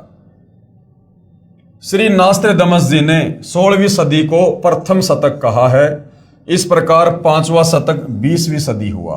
नास्त्रदमस जी ने कहा है कि वह धार्मिक हिंदू नेता अर्थात संत सायरन 5वें शतक के अंत के वर्ष में अर्थात सन ईस्वी 1999 में घर घर सत्संग करना त्याग कर अर्थात चौखटों को लांग कर बाहर आएगा। अर्थात सन 1999 में सतलोक आश्रम करोथा बनकर तैयार हो गया था, और पहले सन 1994 से 1999 तक सतगुरु रामपाल जी गांव-गांव जाकर सतग्रंथ साहिब का पाठ किया करते थे, सत्संग किया करते थे। लेकिन 1999 में उन्होंने गांव-गांव जाकर सत्संग करना छोड़कर और सतलोक आश्रम करोथा में बैठकर सत्संग करना शुरू कर दिया था, जो बिल्कुल सत्य साबित हो रही भविष्यवाणी में लिखा है। 5वें शतक के अंत के वर्ष में अर्थात सन ईस्वी 1999 में घर घर सत्संग करना त्याग कर अर्थात चौखटों को लांग कर बाहर आएगा तथा अपने अनुयायियों को शास्त्र विधि अनुसार भक्ति मार्ग बताएगा। अर्थात 1999 में सतलोक आश्रम करोथा खुल गया।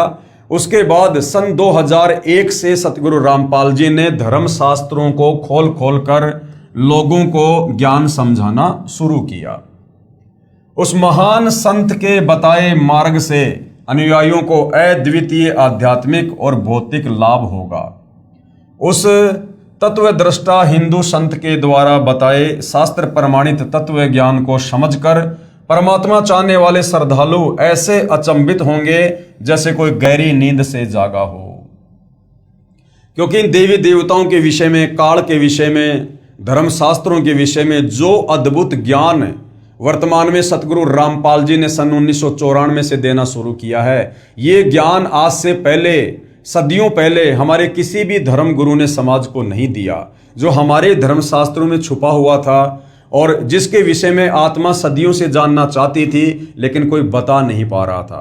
तो जैसे ही अब सतगुरु रामपाल जी ने सन 1994 में अपने यथार्थ 13वें कबीर पंथ की शुरुआत की, 1999 में सतलोक आश्रम करोथा खुला और सन 2001 से जैसे ही सतगुरु रामपाल जी ने गीता, वेद, कुरान, पुराण, बाइबल, गुरु ग्रंथ साहिब इनसे सृष्टि रचना को प्रमाणित किया, तत्व ज्ञान को जो है वो प्रमाणित किया, इन शास्त्रों को दिखा दिखाकर उन्होंने लोगों को समझाना शुरू किया, तो अपने ही धर्मशास्त्रों में छुपे गूढ़ रहस्य को देखकर लोग दांतों तले उंगली दबाने लगे कि ऐसा निर्मल ज्ञान हमारे धर्मशास्त्रों में, हमारे घर में, और ये हमारे घर के मुखिया अर्थात ये धर्म गुरु हमें निष्कर्ष निकालकर नहीं बता पाए, नहीं समझा पाए।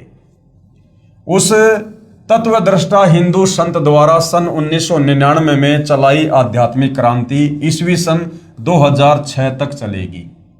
तब तक बहुसंख्या में परमात्मा चाहने वाले भगत तत्व ज्ञान समझकर अनुयायी बनकर सुखी हो चुके होंगे। उसके पश्चात उस स्थान की चौखट से भी बाहर लांघेगा। उसके पश्चात 2006 से स्वर्ण युग का प्रारंभ होगा, अर्थात 2006 में करोथा कांड हो जाता है और सतगुरु रामपाल जी 21 महीने के लिए जेल में चले जाते हैं। नोट: प्रिय पाठकजन, कृपया पढ़ें निम्न भविष्यवाणी जो फ्रांस देश के वासी श्री नास्त्रदमस ने की थी, जिसके विषय में मद्रास के एक ज्योतिषा शास्त्री के.एस. कृष्णामूर्ति ने कहा है कि श्री नास्त्रदमस जी द्वारा सन 1555 में लिखी भविष्यवाणियों का यथार्थ अनुवाद सन 1998 में महाराष्ट्र में एक ज्योतिष शास्त्री करेगा। वह ज्योतिष शास्त्री नास्त्रदमस की भविष्यवाणियों का सांकेतिक भाषा का स्पष्टीकरण करके उसमें लिखित भविष्य घटनाओं का अर्थ देकर अपना भविष्य ग्रंथ प्रकाशित करेगा, जो ऐसा ही हुआ। उसी ज्योतिषा शास्त्री द्वारा यथार्थ अनुवादित की गई पुस्तक से अनुवादकर्ता के शब्दों में पढ़िए। पेज नंबर 32 और 33 पर, ठहरो, स्वर्ण युग अर्थात राम राज्य आ रहा है। एक अधेड़ उम्र का औदार्य यानी उदार अजोड़ महासत्ता अधिकारी भारत ही नहीं सारी पृथ्वी पर स्वर्ण युग लाएगा और अपने सनातन धर्म का पुनरुत्थान करके यथार्थ भक्ति मार्ग बताकर सर्वश्रेष्ठ हिंदू राष्ट्र बनाएगा। तत्पश्चात ब्रह्मदेश यानी जिसको बांग्लादेश कहते हैं, ब्रह्मदेश पाकिस्तान, बांग्ला, श्रीलंका, नेपाल, तिब्बत, अफगानिस्तान, मलाया आदि देशों में वही सार्वभौम धार्मिक नेता होगा। क्योंकि भाइयों और बहनों, ये जितने भी देश हैं ये सब आज से लगभग 600 साल पहले भारत देश के ही हिस्से थे, जो आगे चलकर टुकड़ों में बट गए। अब दोबारा सतगुरु रामपाल जी की अध्यक्षता में पूरा विश्व एक होगा और ये जितने भी टुकड़े जो भारत से अलग हुए थे, जो अलग अलग देश बन चुके हैं, ये पुनः भारत में शामिल होंगे। सत्ताधारी चांडाल चौकड़ियों पर उसकी सत्ता होगी। वह नेता यानी सायरन दुनिया को अधाप मालूम होना है, बस देखते रहो। फिर पेज नंबर 40 पर लिखा है, ठहरो, राम राज्य अर्थात स्वर्ण युग आ रहा है, यानी सतयुग जैसा समय आ रहा है। जून 1999 से 2006 तक चलने वाली उत्क्रांति में स्वर्ण युग का उत्थान होगा। हिंदुस्तान में उदयन होने वाला तारणहार सायरन दुनिया में सुख समृद्धि व शांति प्रदान करेगा। नास्त्रदमस जी ने निसंदेह कहा है कि प्रकट होने वाला सायरन यानी वो संत अभी ज्ञात नहीं है, लेकिन वह क्रिश्चियन अथवा मुसलमान हरगिज नहीं होगा, वो हिंदू ही होगा। और मैं नास्त्रदमस उसका अभी छाती ठोककर गर्व करता हूं, क्योंकि उस दिव्य स्वतंत्र सूर्य सायरन का उदय होते ही सारे पहले वाले विद्वान कहलाने वाले महान नेताओं को निष्प्रभ होकर उनके सामने नम्र बनना पड़ेगा। यानी वर्तमान में जितने भी आचार्य, शंकराचार्य, किसी भी धर्म के धर्मगुरु जो अपने आप को विद्वान साबित करके लोगों को भक्ति के नाम पर उलझा कर बैठे हैं, और जितने भी ये राजनीतिक नेता हैं जिनकी प्रभुता बनी हुई है, इन सब ने आने वाले कुछ ही समय में 2028 के बाद सतगुरु रामपाल जी के चरणों में नतमस्तक होना पड़ेगा, क्योंकि आने वाला समय युग परिवर्तन का है। और जब जब युग परिवर्तन होता है भयंकर जन धन की हानि होती है। अभी हम अप्रैल 2026 में जी रहे हैं, 2028 युग परिवर्तन का निर्धारित समय है। तो भाइयों और बहनों, 2028 और 2030 इस बीच में इन तमाम धार्मिक नेताओं को, राजनीतिक नेताओं को, सतगुरु रामपाल जी के चरणों में नतमस्तक होना पड़ेगा, क्योंकि परिस्थितियां देश और दुनिया की इस कदर बिगड़ जाएंगी, ये लोग हाथ खड़े करने पर मजबूर हो जाएंगे। वह हिंदुस्तानी महान तत्वदृष्टा संत सभी को अभूतपूर्व राज्य प्रदान करेगा। यानी जिन जिन भक्तों की राज्य करने की इच्छा होगी, सतगुरु रामपाल जी आने वाले समय में अपने उन भक्तों को जो है राज्य प्रदान करेंगे। वह समान कायदा समान नियम बनाएगा, यानी सबके लिए एक जैसा नियम होगा, एक नया संविधान बनेगा, भक्ति संविधान के अनुसार पूरा विश्व चलेगा। ये वर्तमान के जो संविधान है ये सब नष्ट कर दिए जाएंगे और पूरे विश्व में केवल सतगुरु रामपाल जी का ही संविधान चलेगा। और सतगुरु रामपाल जी का संविधान है भक्ति संविधान, यानी सब लोग भक्ति करेंगे और जो जो नियम मर्यादा सतगुरु रामपाल जी ने लागू कर रखी हैं उन नियम मर्यादाओं में रहकर सब लोग नेक नीति ईमानदारी से देवताओं जैसा जीवन जिएंगे। स्त्री पुरुष में, अमीर गरीब में, जाति और धर्म में कोई भेदभाव नहीं रखेगा, किसी पर अन्याय नहीं होने देगा। उस तत्वदर्शी संत का सर्व जनता विशेष सम्मान करेगी। माता पिता तो आदरणीय होते ही हैं, परंतु आध्यात्मिकता व पवित्रता के आधार पर उस शायरन यानी तत्वदर्शी संत का माता पिता से भी अलग श्रद्धा अर्थात स्थान होगा। नास्त्रदामस स्वयं ज्यू वंश का था तथा फ्रांस देश का नागरिक था। उसने क्रिश्चियन धर्म स्वीकार कर रखा था, यानी जो नास्त्रदामस था वो ईसाई था, वो क्रिश्चियन था। फिर भी नास्त्रदामस ने निसंदेह कहा है कि प्रकट होने वाला शायरन यानी संत केवल हिंदू ही होगा। यानी नास्त्रदामस ने बिल्कुल निष्पक्ष होकर अपनी भविष्यवाणी पेश की है। आगे पेज नंबर 41 पर सभी को समान कायदा नियम अनुशासन पालन करवाकर सत्य पथ पर लाएगा, यानी सच्ची भक्ति पर लाएगा। मैं नास्त्रदामस एक बात निर्विवाद सिद्ध करता हूं, वह शायरन अर्थात धार्मिक नेता अर्थात सतगुरु रामपाल जी नया ज्ञान आविष्कार करेगा। सतगुरु रामपाल जी ने सृष्टि रचना बताकर और सर्वधर्म शास्त्रों का निष्कर्ष निकालकर जो अमृत ज्ञान शतलोक जाने की कंप्लीट विधि काल के 21 ब्रह्मांडों से बाहर निकलने का कोर्स आप और हमें दिया है, ये आज से पहले इस प्रकार से किसी ने नहीं दिया। तो एक नया ज्ञान यानी इस काल के 21 ब्रह्मांड में जो आधा अधूरा भक्ति का ज्ञान है उससे सर्वश्रेष्ठ एक नया ज्ञान सतगुरु रामपाल जी ने हमें दिया है। वह सत्य मार्गदर्शन करवाने वाला तारणहार एशिया खंड में जिस देश के नाम महासागर हिंद महासागर है उसी नाम वाले हिंदुस्तान देश में जन्म लेगा। अब ये भविष्य वक्ता होते हैं भाई और बहनों, इन्हें नहीं पता होता है कि परमात्मा जी जब संत रूप में धरती पर आते हैं तो वो जन्म लेते हैं या फिर वो प्रकट होते हैं। तो उन्होंने अपनी साधारण भाषा में यहाँ पर जन्म लेना लिखा है। वो ना क्रिश्चियन होगा, ना मुसलमान होगा, ना जू होगा, वो निसंदेह हिंदू होगा। अन्य भूतपूर्व धार्मिक नेताओं से बेहतर बुद्धिमान होगा और अंजिके होगा।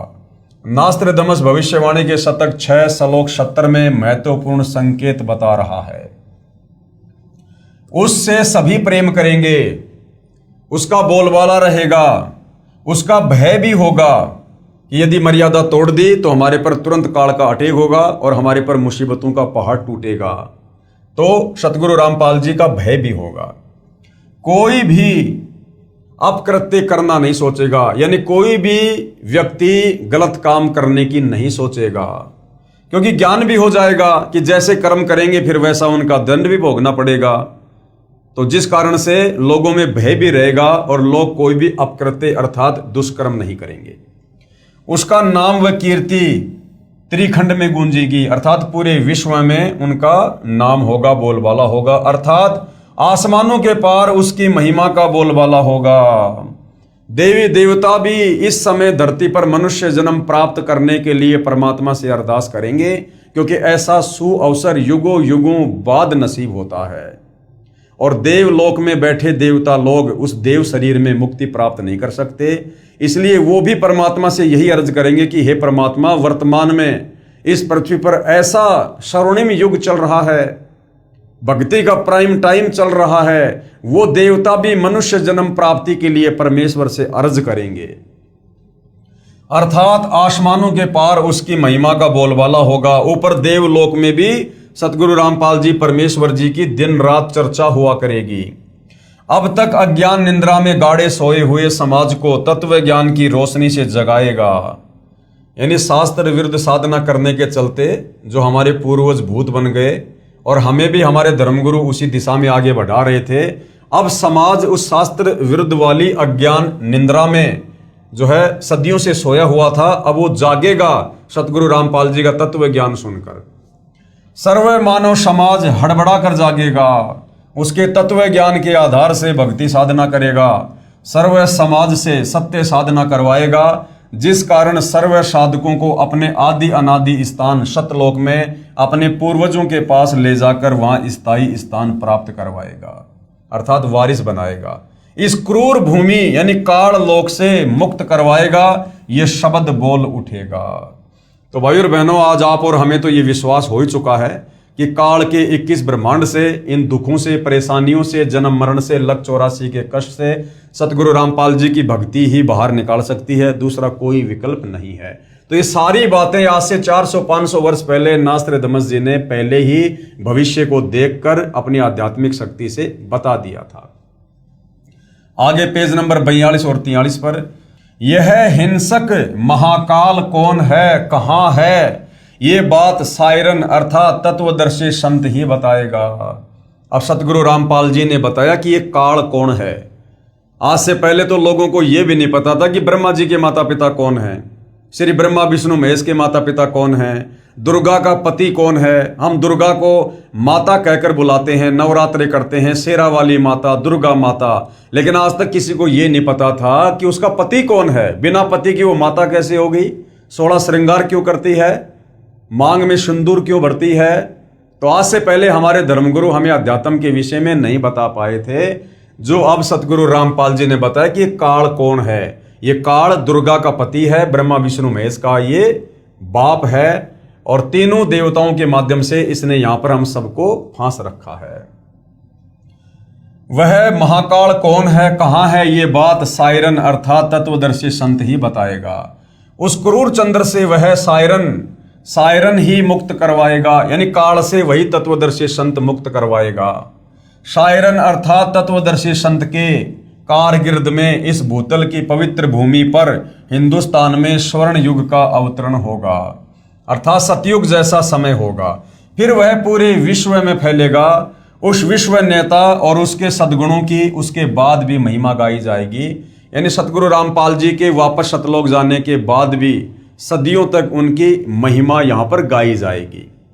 उसके मन की शालीनता, विनम्रता, उदारता का इतना रेलपेल बोलबाला होगा कि इससे पहले नमूद किए हुए शतक 6 श्लोक 70 के आखिरी पंक्ति में किया हुआ उल्लेख कि अपना शब्द खुद ही बोल उठता है, और शायरन की ही जुबान बोल रही है कि शायरन अपने बारे में बस 3 ही शब्द बोलता है, एक, विजयी और ज्ञाता, अर्थात उसके सिवाय उसके बराबर दूसरा और पृथ्वी पर कोई नहीं होगा। जैसे कहते हैं ना, एकम अद्वितीयम, यानी सतगुरु रामपाल जी के बराबर, उनके समकक्ष पृथ्वी पर दूसरा कोई नहीं होगा।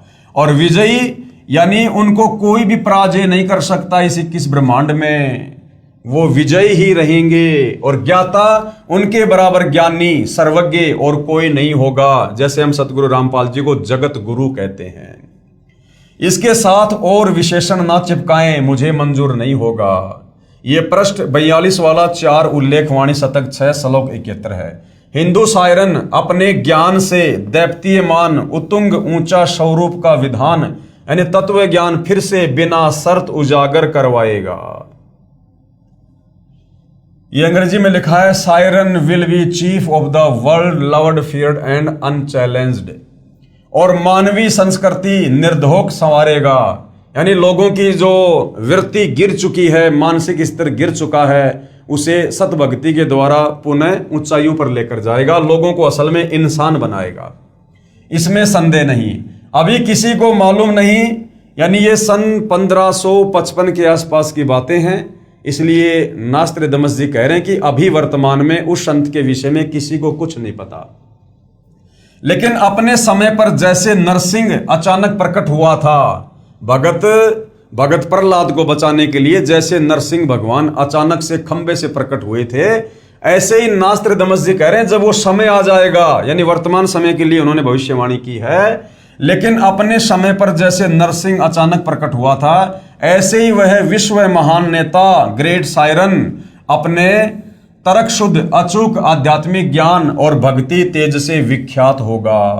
जैसे वर्तमान समय में यदि सत्य ज्ञान को लेकर, शास्त्र अनुकूल ज्ञान को लेकर, शास्त्रों वाले ज्ञान को लेकर अगर किसी संत की चर्चा होती है तो केवल सतगुरु रामपाल जी की होती है, और आने वाले कुछ ही वर्षों में पूरे विश्व में उनका बोलबाला होगा।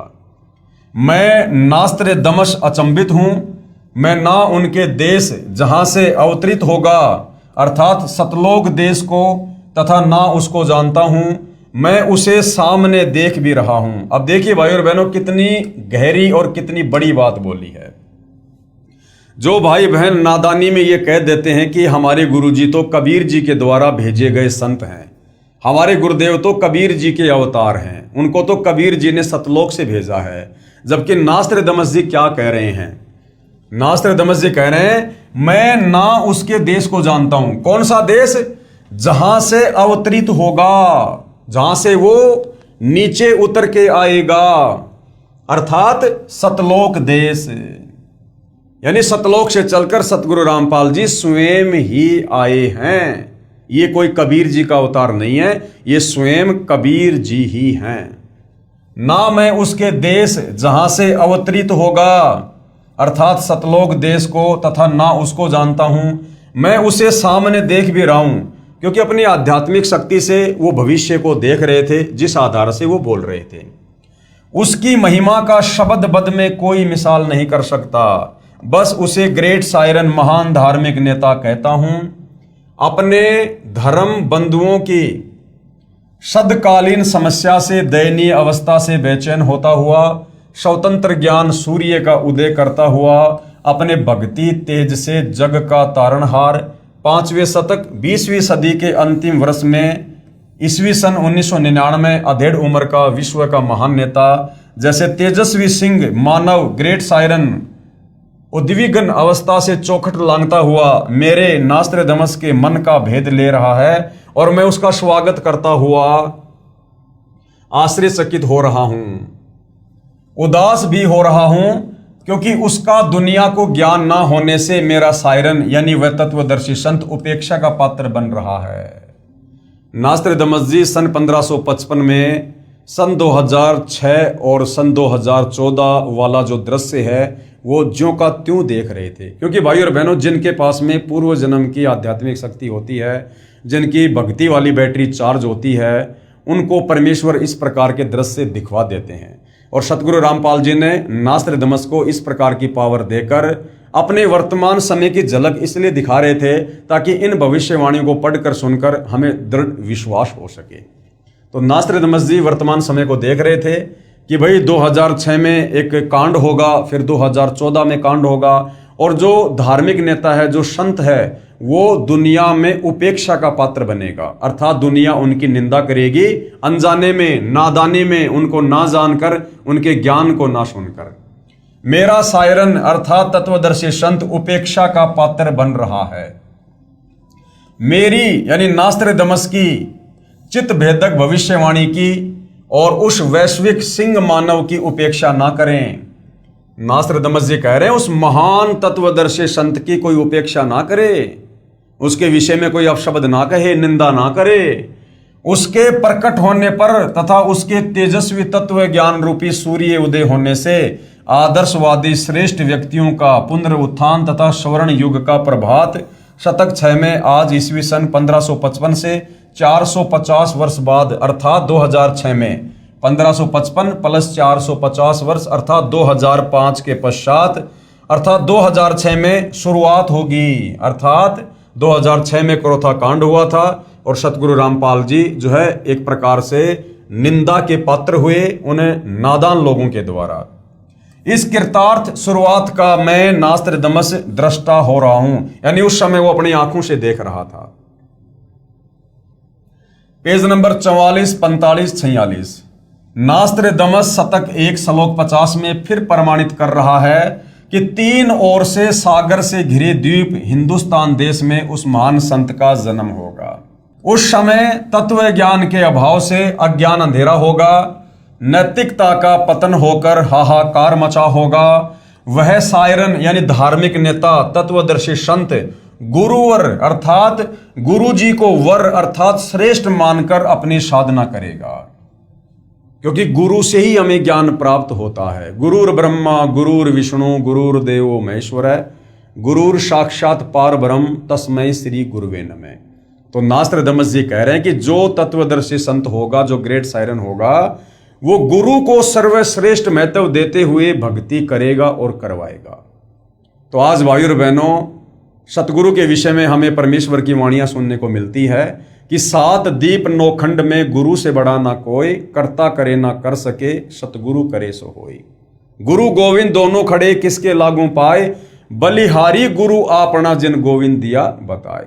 क्योंकि कबीर परमात्मा स्वयं धरती पर प्रकट होकर गुरु की भूमिका करते हैं, इसलिए वह धार्मिक नेता, वह तत्वदर्शी संत गुरु को सर्वश्रेष्ठ साबित करके भक्ति करवाएगा। वह धार्मिक नेता, तत्वदर्शी संत अपने धर्म बल अर्थात भक्ति की शक्ति से तथा तत्व ज्ञान द्वारा सभी राष्ट्रों को नतमस्तक करेगा। आने वाले समय में दुनिया के कुछ देश मिलकर जो भारत देश पर आक्रमण करेंगे, उन सबको मुंह की खानी पड़ेगी सतगुरु रामपाल जी की शक्ति के आगे। एशिया में उसे रोकना अर्थात उसके प्रचार में बाधा करना पागलपन होगा। शतक 1 श्लोक 50। उसके बाद नास्त्रदमस जी ने आगे क्या कुछ कहा है। नोट, नास्त्रदमस की भविष्यवाणी फ्रांस देश की भाषा में लिखी गई थी। बाद में एक पॉल ब्रंटन नामक अंग्रेज ने इस नास्त्रदमस की भविष्यवाणी सेंचुरी ग्रंथ को फ्रांस में कुछ वर्ष रहकर समझा, फिर इंग्लिश भाषा में लिखा। उसने गुरुवार शब्द को बृहस्पति यानी गुरुवार अर्थात थर्सडे जानकर लिख दिया कि वह अपनी पूजा का आधार बृहस्पतिवार को बनाएगा। वास्तव में गुरुवार शब्द है जिसका अर्थ है सर्व गुरुओं में जो एक तत्व ज्ञाता अर्थात श्रेष्ठ है तथा गुरु को मुख्य मानकर साधना करना होता है। वेद भाषा में बृहस्पति का भावार्थ सर्वोच्च स्वामी अर्थात परमेश्वर, दूसरा अर्थ बृहस्पति का जगत गुरु भी होता है। जगत गुरु तथा परमेश्वर भी बृहस्पति का ही बोधक है। वह अधेड़ उम्र में यानी युवा अवस्था में 50 और 60 के आसपास की अवस्था में तत्व ज्ञान का ज्ञाता तथा श्रेय होकर त्रिखंड में कीर्तिमान होगा। मुझ नास्त्रदमस को उसका नया उपाय यानी साधना मंत्र ऐसा जालिम मालूम होता है जैसे सर्प को वश करने वाला गार्डू मंत्र से महाविशैले सर्प को वश कर लेता है। यानी नास्त्रदमस जी कह रहे हैं कि वो जो साधना के मंत्र देगा, जो सुमरण देगा, मुझे तो उसका वो सुमरण ऐसा प्रतीत हो रहा है जैसे गार्डू एक मंत्र बोलकर महाविशैले सर्प को भी अपने काबू में कर लेता है।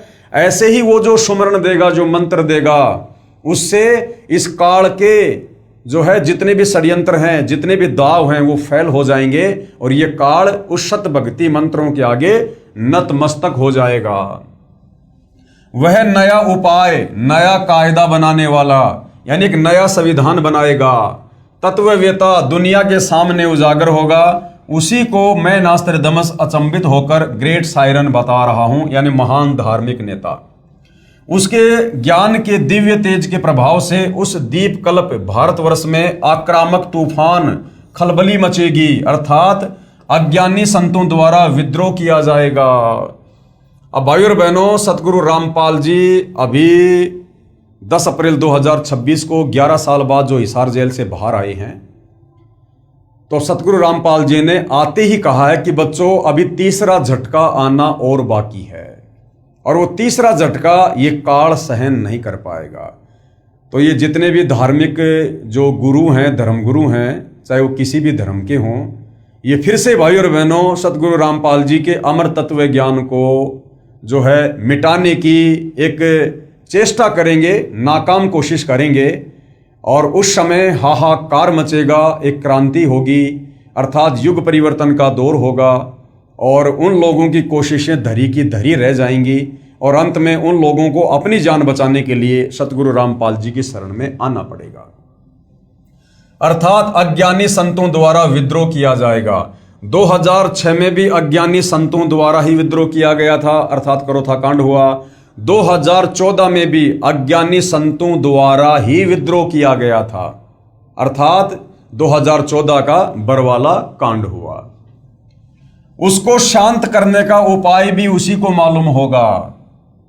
जैसे जालिम सर्पनी को वश किया जाता है, वह सिंह के समान शक्तिशाली व तेज पुंज व्यक्तित्व का होगा। कौन? तत्वदर्शी संत, तेज पुंज व्यक्तित्व का। आप और हम नित्य नियम में पढ़ते हैं, धन सतगुरु उपदेश देवा 84 ब्रह्मेट ही, और तेज पुंज अन्य दे दर कर इस विध हमको भेंट ही। तो नास्त्रदमस जी सतगुरु रामपाल जी के विषय में कह रहे हैं कि वो तेज पुंज व्यक्तित्व का धनी होगा। उसका शरीर हाड़ मांस से बना नहीं होगा, वो तेज पुंज व्यक्तित्व का धनी होगा, अर्थात स्वयं वो परमात्मा ही होगा। यह मैं नास्त्रदमस स्पष्ट शब्दों में बता रहा हूं कि वह कुंडलिनी शक्ति धारण किए हुए हैं। अब परमेश्वर को कुंडलिनी शक्ति धारण करने की जरूरत नहीं है, ये तो सर्व सिद्धियों से परिपूर्ण है, सर्वशक्तिमान परमात्मा है। आदरणीय गरीबदास जी कहते हैं, गरीब सब पदवी के मूल हैं, सकल सिद्धि हैं तीर, और दास गरीब सतपुरुष भजो अविगत कला कबीर। इस कबीर परमेश्वर सतगुरु रामपाल जी की सत भक्ति से जो मर्यादा में रहकर करता है, उस भगत में ही 24 सिद्धियां आ जाती हैं। तो सतगुरु रामपाल जी तो सिद्धियों के स्वामी हैं। आगे स्पष्ट शब्द ये है कि जिस समय वह सायरन अर्थात वो तत्वदर्शी संत जिस महासागर में दीप कल्प है, उसी देश के नाम पर महासागर भी है। जैसे हिंद महासागर है तो हिंद महासागर के नाम पर हमारे देश का नाम है हिंदुस्तान। विशेषता ये होगी कि उस देश की भुजंग सर्पनी शक्ति कुंडलिनी शक्ति का पूर्ण परिचित ट्रू मास्टर होगा। वह सायरन अर्थात महान धार्मिक नेता, उदार मत वाला, कृपालु, दयालु, दैवतीयमान, सनातन साम्राज्य अधिकारी, आदि पुरुष, सत्य पुरुष का अनुयायी होगा। हालांकि सतगुरु रामपाल जी स्वयं ही सत्य पुरुष हैं और इनके अनुयायी तो आप और हम भाई बहन हैं जो मर्यादा में रहकर भक्ति कर रहे हैं। उसकी सत्ता सार्वभौम होगी, यानी हर देश में उनका शासन होगा। उसकी महिमा, उपाय, गुरु श्रद्धा, गुरु भक्ति अर्थात गुरु बिना कोई साधना सफल नहीं होती, इस सिद्धांत को दृढ़ करेगा। तत्व ज्ञान का सत्संग करके प्रथम अज्ञान निंद्रा में सोए अपने धर्म बंधुओं यानी हिंदुओं को जागृत करके अंधविश्वास के आधार पर साधना कर रहे श्रद्धालुओं को शास्त्र विधि रहित साधना का बुर्का फाड़कर गूढ़ गहरे ज्ञान अर्थात तत्व ज्ञान का प्रकाश करेगा। यानी सबसे पहले वो हिंदुस्तान में रहने वाले हिंदुओं को इस तत्व ज्ञान से परिचित करवाएगा, क्योंकि भाई और बहनों इस तत्व ज्ञान का आधार है चारों वेद और गीता। और चारों वेद और गीता ये हिंदुओं ने अपने ग्रंथ समझ लिए, जबकि ये ग्रंथ तो पूरे विश्व के मानव के लिए हैं। जिस समय चारों वेदों को बोला गया, लिखा गया, उस समय धरती पर कोई धर्म नहीं था, ये पूरे मानव समाज के लिए थे। और जिस समय महाभारत के समय लगभग 5000 साल पहले गीता जी का ज्ञान बोला गया, उस समय भी धरती पर कोई धर्म नहीं था। ये गीता का ज्ञान सर्व मानव समाज के लिए है। परंतु आगे चलकर काल प्रेरणा से इन ग्रंथों को भी लोगों ने अपने अपने हिसाब से बांट लिया और ये चारों वेद और गीता हिंदुओं के अपने हाथ में आ गए कि भाई चारों वेद और गीता हिंदुओं की हैं। तो सर्वप्रथम भारत देश में हिंदुस्तान में हिंदुओं की संख्या ज्यादा होने के कारण वह तत्वदर्शी संत हिंदुओं को ही आध्यात्मिक ज्ञान से रूबरू करेगा अर्थात उनको जगाएगा। अपने सनातन धर्म का पालन करवाकर समृद्ध शांति का अधिकारी बनाएगा। तत्पश्चात उसका तत्व ज्ञान संपूर्ण विश्व में फैलेगा। एक होता है भाई और बहनों सनातन, एक होता है आदि सनातन। सतगुरु रामपाल जी का जो धर्म है, जो मार्ग है, वो आदि सनातन है। सनातन का मतलब होता है चारों वेदों के अनुसार जो भक्ति साधना होती है उसे सनातन धर्म कहते हैं। और चारों वेदों से ऊपर जो पांचवा वेद है, सूक्ष्म वेद, जिसको स्वयं कबीर परमात्मा ही तत्वदर्शी संत के रूप में प्रकट होकर बोलते हैं, समझाते हैं कबीर वाणियों के माध्यम से। तो कबीर परमेश्वर जी का जो मानव धर्म है वो आदि सनातन धर्म है। तो तो आने वाले समय में विश्व में आदि सनातन धर्म ही रहेगा, बाकी सारे धर्म सतगुरु रामपाल जी के आदि सनातन में मिल जाएंगे। हिंदू, मुस्लिम, सिख, ईसाई, जैन, यहूदी, बौद्ध, मंगोली, जितने भी 2-4 हजार धर्म देश और दुनिया में हैं, वो सारे के सारे सतगुरु रामपाल जी के आदि सनातन धर्म में विलीन हो जाएंगे। तत्पश्चात उसका तत्व ज्ञान संपूर्ण विश्व में फैलेगा।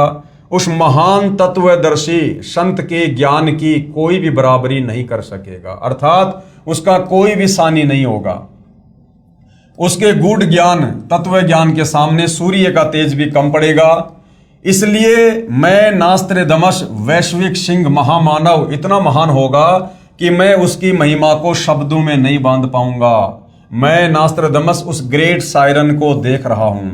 और भाइयों और बहनों, ऐसे महान महामानव महापुरुष ग्रेट सायरन सतगुरु रामपाल जी की महिमा करने का और उनकी सतभक्ति करने का आप और हमें सर्वप्रथम मौका मिला है। तो भाइयों और बहनों, ये बड़े सौभाग्य की बात है। उपरोक्त विवरण का भावार्थ है कि उस विश्व नेता को 50 वर्ष की उम्र में तत्व ज्ञान शास्त्रों में प्रमाणित होगा, अर्थात वह 50 वर्ष की उम्र में सन 2001 में सर्व धर्मों के शास्त्रों को पढ़कर उसका ज्ञाता तत्व ज्ञानी होगा। ये तो पहले से ही सर्व शास्त्रों के ज्ञाता हैं, क्योंकि सतगुरु रामपाल जी ने सन 2001 में जो समय उन्होंने पहले निर्धारित किया हुआ था, उस आधार से 2001 में सतगुरु रामपाल जी ने सर्व धर्मों के धर्म शास्त्रों को देखा और पढ़ा। अन्यथा भाइयों और बहनों, सतगुरु रामपाल जी को किसी भी धर्म के धर्म शास्त्रों को पढ़कर ज्ञान प्राप्त करने की आवश्यकता नहीं है, क्योंकि 2001 से पहले भी सतगुरु रामपाल जी जगत गुरु थे। भगत उन्हें जगत गुरु कहा करते थे, बंदी छोड़ कहा करते थे। और जगत गुरु उसी को कहते हैं जो पूरे विश्व को ज्ञान दे, और पूरे विश्व को वही ज्ञान दे सकता है जिसको पूरे विश्व के धर्म ग्रंथों का ज्ञान हो। तो 2001 में तो मात्र हम भाई बहनों को धर्मशास्त्रों से परिचित करवाने के लिए सतगुरु रामपाल जी ने ये धर्मशास्त्र खोल खोल कर दिखाने शुरू किए हैं। अन्यथा सन 1994 से सतगुरु रामपाल जी आदरणीय गरीबदास जी के 5वें सूक्ष्म वेद सदग्रंथ साहिब से ही सत्संग कर रहे हैं, सदग्रंथ साहिब का खुलासा कर रहे थे। जो सदग्रंथ साहिब आज से 300 साल पहले आदरणीय गरीबदास जी ने लिखवाया था, उस सदग्रंथ साहिब में 24,000 वाणियां हैं, और वो 24,000 वाणियां पूरे विश्व की भाषाओं के शब्दों से लिपिबद्ध हैं। अब भाइयों और बहनों, सन 1994 से सतगुरु रामपाल जी पूरे विश्व की भाषाओं से परिपूर्ण सदग्रंथ साहिब का खुलासा कर रहे हैं। तो सोचिए, क्या सतगुरु रामपाल जी 2001 में शास्त्रों को देखकर उनका अध्ययन करके हमें समझाएंगे? अर्थात सतगुरु रामपाल जी सर्वज्ञ हैं। ये सर्व भाषाओं के और सर्व जीवों की भाषाओं के भी ये सतगुरु रामपाल जी ज्ञाता हैं। तो ये स्वयं कबीर परमेश्वर हैं। यहाँ परमात्मा वर्तमान परिस्थितियों के अनुसार आप और हमें समझाते हुए इस प्रकार की लीला करते हैं। तथा उसके पश्चात उस तत्व ज्ञान का ज्ञेय यानी जानने योग्य परमेश्वर का ज्ञान अन्य को प्रदान करने वाला होगा, तथा उसका आध्यात्मिक जन्म अमावस्या को होगा। आध्यात्मिक जन्म का मतलब है, जैसे सतगुरु रामपाल जी ने 17 फरवरी 1988 को एक अच्छी आत्मा आदरणीय राम देवानंद जी को अपना मुंह बोला गुरु धारण किया, गुरु शिष्य परंपरा को बनाए रखकर आगे ज्ञान देने के लिए। तो सतगुरु रामपाल जी ने जिस दिन आदरणीय गरीबदास जी के 12वें पंथ में प्रवेश करना था और एक मुंह बोला गुरु धारण करना था, तो उस नाम दीक्षा वाले दिन को यहाँ पर आध्यात्मिक जन्म की संज्ञा दी गई है, जो कि अमावस्या को होगा। उस समय उसकी आयु युवा अर्थात 16, 20, 25 वर्ष की नहीं होगी, वह प्रौढ़ होगा, यानी 40 के आसपास होगा। तथा जब वह प्रसिद्ध होगा तब उसकी आयु 50 से 60 साल के मध्य होगी। यानी जब प्रथम बार क्रोथा कांड हुआ 2006 में, सतगुरु रामपाल जी विशेषकर हरियाणा और भारत में चर्चा में आए, उस समय उनकी उम्र 50 से 60 के बीच में थी, अर्थात 55 वर्ष थी। आगे पेज नंबर 46 और 47, नास्त्रेदमस कहता है कि निसंदेह विश्व में श्रेष्ठ तत्व ज्ञाता ग्रेट सायरन के विषय में मेरी भविष्यवाणी के शब्दा शब्द को किसी नेताओं पर जोड़कर तर्क वितर्क करके देखेंगे तो कोई भी खरा नहीं उतरेगा। नास्त्रदमस जी कह रहे हैं भैया मेरी इस भविष्यवाणी को यदि कोई किसी राजनेता के ऊपर फिट करने की कोशिश करेगा ना, जैसे कोई भारत देश के प्रधानमंत्री नरेंद्र मोदी पर या अमेरिका के राष्ट्रपति डोनाल्ड ट्रंप पर, तो नास्त्रदमस जी कहते हैं कि मेरी भविष्यवाणी उन राजनीतिक लोगों के ऊपर खरी नहीं उतरेगी, क्योंकि कोई भी राजनीतिक नेता राजनीतिक दृष्टिकोण से भारत देश को विश्व गुरु धर्म गुरु नहीं बना सकता। मैं नास्त्रदमस छाती ठोककर शब्दा शब्द कह रहा हूं, मेरा सायरन का कर्तृत्व और उसका गूढ़ गहरा ज्ञान यानी तत्व ज्ञान ही सबकी खाल उतारेगा। तो सभी धर्मगुरुओं की सदगुरु रामपाल जी के तत्व ज्ञान ने धोती सी धोके रख दी है, ये सबको पता है। बस 2006 साल आने दो, इस विधान का एक एक शब्द खरा खरा समर्थन सायरन ही देगा। आगे पेज नंबर 52 पर नास्त्रदमस ने अपनी भविष्यवाणी में कहा है कि 21वीं सदी के प्रारंभ में यानी सन 2001 से दुनिया के क्षितिज पर सायरन का उदय होगा। जो भी बदलाव होगा वह मेरी नास्त्रदमस की इच्छा से नहीं बल्कि सायरन की आज्ञा से, नियति की इच्छा से सारा बदलाव होगा। यानी वर्तमान समय की जो कमान है वो सतगुरु रामपाल जी के हाथ में है। जो भी बदलाव आने वाले समय में युग परिवर्तन के दौर पर होंगे या वर्तमान में हो रहे हैं वो सतगुरु रामपाल जी की मर्जी से हो रहे हैं। उसमें से नया बदलाव मतलब हिंदुस्तान सर्वश्रेष्ठ राष्ट्र होगा। पूरे विश्व में हिंदुस्तान सर्वश्रेष्ठ देश होगा और कई सदियों से ना देखा ऐसा हिंदुओं का सुख साम्राज्य दृष्टिगोचर होगा। उस देश में पैदा हुआ धार्मिक संत ही तत्वदृष्टा तथा जग का तारणहार जगत वेता होगा। एशिया खंडों में रामायण महाभारत आदि का ज्ञान जो हिंदुओं में प्रचलित है उससे भी भिन्न आगे का ज्ञान उस तत्वदर्शी संत का होगा। यानी जो ज्ञान हमारे चारों वेदों में और गीता जी में नहीं है वो तत्व ज्ञान, वो 5वें वेद सूक्ष्म वेद का ज्ञान सतगुरु रामपाल जी ने आज भगत समाज को दिया है। वह सत्य पुरुष का अनुयायी होगा, अर्थात वह स्वयं ही सत्य पुरुष होगा, अनुयायी नहीं। वह एक अद्वितीय संत होगा, यानी उनके बराबर और कोई धार्मिक संत नहीं होगा। पेज नंबर 74 बहुत सारे संत नेता आएंगे और जाएंगे, सभी परमात्मा के द्रोही तथा अभिमानी होंगे। मुझे यानी नास्त्रदमस को आंतरिक साक्षात्कार उस शायरन का हुआ है। नास्त्रदमस ने कहा है कि उस महान हिंदू धार्मिक नेता को न पहचान कर उस पर राष्ट्रद्रोह का भी आरोप लगाया जाएगा। अब भाई और बहनों यहां पर थोड़ा सा विरोधाभास है, क्योंकि सतगुरु रामपाल जी ने सन 2014 तक, जब तक बरवाला कांड नहीं हुआ था और वे हिसार जेल में नहीं गए थे, उस समय तक सतगुरु रामपाल जी ने जो ज्ञान गंगा पुस्तक भगत समाज को दी थी, उस ज्ञान गंगा पुस्तक में ये इस प्रकार की बातें नहीं लिखी हुई है कि उन पर राष्ट्रद्रोह का अर्थात देशद्रोह का मुकदमा लगेगा। सन 2014 बरवाला कांड हुआ, सतगुरु रामपाल जी पर देशद्रोह का मुकदमा लगा। उसके बाद सतगुरु रामपाल जी के भक्तों ने इस पुस्तक में इस प्रकार का ये जो संस्करण है वो जोड़ा है कि सतगुरु रामपाल जी पर देशद्रोह का मुकदमा लगेगा, जबकि नास्त्रदमस की मूल भविष्यवाणी में इस प्रकार का जिक्र कहीं नजर नहीं आता है। मुझे यानी नास्त्रदमस को दुख है कि वह महान धार्मिक नेता सायरन उपेक्षा का पात्र बनाया जाएगा, परंतु हिंदुस्तान का हिंदू संत आगामी अंधकारी भक्ति ज्ञान के अभाव से अंधे प्रलयकारी स्वार्थवश भाई भाई को मार रहा है, बेटा बाप से विमुख है, हिंदू हिंदू का शत्रु है, मुसलमान मुसलमान का दुश्मन बना है, धुंधुकारी यानी माया की दौड़ में बेसब्रे समाज यानी जगत को नया प्रकाश देने वाला सर्वश्रेष्ठ जगत जेता धार्मिक विश्व नेता की अपनी उदासी के सिवा और कोई अभिलाषा नहीं होगी।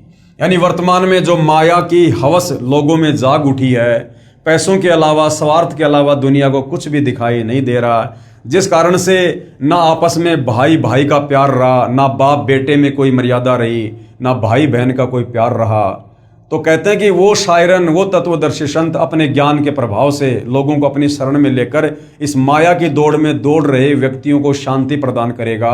अर्थात उनको समझ आएगा कि भैया ये काल का 21 ब्रह्मांड है, ये खोकापुर है, और यहाँ पर तुम्हारे को धोखा देने के लिए झूठा सुख काल ने दिया हुआ है। ये काल ने 21 ब्रह्मांड तप करके प्रदान किए हैं। तुम यहाँ से सुई की नोक भी सतलोक लेकर नहीं जा सकते, ना मरने के बाद में तुम नरक में लेके जा सकते, ना लक 84 योनि में लेके जा सकते। तो फिर किस लिए दौड़ रहे हो, किस लिए भाग रहे हो? जो काम करना चाहिए था परमात्मा की प्राप्ति के लिए सतभक्ति वाला, वो काम तुम शुरू भी नहीं कर रहे। तो इस प्रकार से तत्व ज्ञान देकर और फिर सतभक्ति मंत्र देकर जो है लोगों को वो शांत करेगा, लोगों के मन की अभिलाषाओं को शांत करेगा। अर्थात मानव उद्धार के लिए चिंता के अतिरिक्त कुछ भी स्वार्थ नहीं होगा। तो भाई और बहनों, वर्तमान में हम देख रहे हैं कि परमार्थ के लिए, परमार्थ क्या है? आप और हम आत्माओं को सतलोक भेजना, हमारी मुक्ति, ये सबसे बड़ा परमार्थ है। तो वर्तमान में परमार्थ के लिए निस्वार्थ भाव से यदि इस धरती पर कोई धार्मिक नेता यदि इतना संघर्ष कर रहा है तो केवल सतगुरु रामपाल जी हैं। अर्थात मानव उद्धार के लिए चिंता के अतिरिक्त, यानी लोगों के मोक्ष की चिंता के अलावा उनका कुछ भी स्वार्थ नहीं होगा, ना कोई अभिमान होगा। ये मेरी भविष्यवाणी की गौरव की बात होगी कि वास्तव में वह तत्वदर्शी संत संसार में अवश्य प्रसिद्ध होगा। उसके द्वारा बताया गया ज्ञान सदियों तक छाया रहेगा। वह संत आधुनिक वैज्ञानिकों की आंखें चक्काचौंध करेगा। यानी आने वाले समय में ऐसे ऐसे प्राकृतिक परिवर्तन होंगे जो सतगुरु रामपाल जी के आशीर्वाद से होंगे। ये विज्ञान भी दांतों तले उंगली दबाएगी। ऐसे आध्यात्मिक चमत्कार करेगा कि वैज्ञानिक भी आश्चर्य में पड़ जाएंगे। जैसे ऐसे ऐसे लोग सतगुरु रामपाल जी की शरण में आकर पुनर्जीवन प्राप्त करके भक्ति कर रहे हैं, जिनको डॉक्टरों ने, बड़े बड़े हॉस्पिटल ने मना कर दिया था कि भैया अब आगे आपका जीवन शेष नहीं है, धरती पर कोई भी शक्ति आपको नहीं बचा सकती। और वही लोग सतगुरु रामपाल जी की शरण में आकर उसके बाद फुदकते फुदकते अपना सर्व कार्य कर रहे हैं। और जब वापस जाकर डॉक्टरों को रिपोर्ट दिखाते हैं तो डॉक्टर भी आश्चर्यचकित हो जाते हैं कि भाई आपके ऊपर तो किसी परम शक्ति का हाथ है, अन्यथा आपका जीवित रहना तो नामुमकिन था। उसका सर्व ज्ञान शास्त्र प्रमाणित होगा। मैं नास्त्रदमस कहता हूं कि बुद्धिवादी व्यक्ति उसकी उपेक्षा ना करे। अर्थात भैया उनको कोई छोटा समझने का प्रयास ना करे, उनकी निंदा ना करे, उनको हल्के में ना ले, उसे छोटा ज्ञान दीप ना समझे, कोई छोटा मोटा संत महात्मा ना समझे सतगुरु रामपाल जी को। और क्या कह रहे हैं आगे नास्त्रदमस जी, बहुत ही महत्वपूर्ण बात है। उस तत्ववेता यानी उस तत्व ज्ञानी महामानव सायरन को सिंहास नस्त करके, यानी सिंहासन पर बैठा के, विराजमान करके, यानी आसन पर बैठाकर उसको आराध्य देव मानकर, आराध्य देव यानी अपना इष्ट देव, अपना परमेश्वर, अपना भगवान मानकर, कबीर देव मानकर पूजा करें। वह आदि पुरुष का अनुयायी दुनिया का तारणहार होगा। यहां से इस अनुयायी शब्द को हटा दीजिए, क्योंकि नास्त्रदमस जी जो है वो तत्व ज्ञान से परिचित नहीं थे। आज हमें गुरुदेव ने तत्व ज्ञान से परिचित करवा दिया है, इसलिए हम यही कहेंगे कि वह आदि पुरुष दुनिया का तारणहार होगा, दुनिया को मोक्ष प्रदान करेगा। तो भाइयों और बहनों, इसके बाद में और भी बहुत सारे भविष्य वक्ता हैं जिन्होंने वर्तमान समय को लेकर सतगुरु रामपाल जी के ऊपर भविष्यवाणियां की हैं। जैसे सतगुरु रामपाल जी महाराज के समर्थन में अन्य भविष्य वक्ताओं की भविष्यवाणियां। तो अगले वीडियो में हम इन भविष्य वक्ताओं की भविष्यवाणियों को भी इस एपिसोड में शामिल करेंगे, ताकि हमें दृढ़ विश्वास हो कि वास्तव में यदि वर्तमान में धरती पर यदि कोई वास्तव में तत्वज्ञानी संत है, और यदि कोई हमें इस काल के भयंकर जाल से, जन्म मरण के चक्कर से, लक 84 योनियों की पीड़ा से, नरक के कष्ट से और तपस्शिला के दंड से बचाकर हमारा पूर्ण मोक्ष कर कर सतलोक भेज सकता है, तो केवल सतगुरु रामपाल जी हैं। तो भाई और बहनों, इस पवित्र पुस्तक ज्ञान गंगा पर आज हमारा ये 22वें नंबर का वीडियो है। परमेश्वर सतगुरु रामपाल जी के आशीर्वाद से हमें अध्यात्म के विषय में बहुत ही बढ़िया जानकारी प्राप्त हो रही है, और हमारी रुचि भक्ति करने में दिन दोगुनी रात चौगुनी बढ़ेगी। और अन्य भाई बहन जो अभी सतगुरु रामपाल जी से दूर हैं, अर्थात उनके सत्संग नहीं सुन रहे हैं, और आने वाले समय में क्या क्या घटनाएं विश्व में घटित होने वाली हैं जो अपरिचित हैं, तो उन भाई बहनों से हम प्रार्थना कर सकते हैं कि भाई समय रहते जाग जाओ, होश में आ जाओ, सतगुरु रामपाल जी के यूट्यूब पर सत्संग सुनकर उनके ज्ञान को समझकर उनकी शरण ग्रहण कर लो। आने वाले समय में आप भी बचोगे, आपके परिवार का भी बचाव होगा। अन्यथा भाई और बहनों, ये युग परिवर्तन का दौर है और भयंकर रूप से जनहानि होगी, धन हानि होगी, त्राहिमाम मचेगा। कहीं प्राकृतिक आपदाएं होंगी तो कहीं मानव निर्मित आपदाएं होंगी, जैसे कि युद्ध, महायुद्ध, गृह युद्ध, परमाणु युद्ध आदि आदि। तो उस समय धरती पर आपको कोई भी देवी देवता, आपका कोई भी इष्ट देव, आपका कोई भी धन दौलत, आपका कोई भी रिश्तेदार, कोई भी नेता आपको नहीं बचा पाएगा। यदि बचोगे तो अपने पूर्व जन्म की भक्ति से, और यदि पूर्व जन्म की भक्ति नहीं है तो फिर वर्तमान में सतगुरु रामपाल जी के आशीर्वाद से। और सतगुरु रामपाल जी का आशीर्वाद मिलेगा उनके ज्ञान को समझकर, उनसे उपदेश लेकर भक्ति करने से। तो भाइयों और बहनों, आज के इस वीडियो में केवल इतना ही। पूज्य गुरुदेव भगवान हम सभी को आज्ञा दें, आशीर्वाद दें, सद्बुद्धि दें, मार्गदर्शन करें, हमें भ्रमने भटकने से बचाएं। बंदी छोड़ सतगुरु रामपाल जी परमेश्वर जी की जय हो।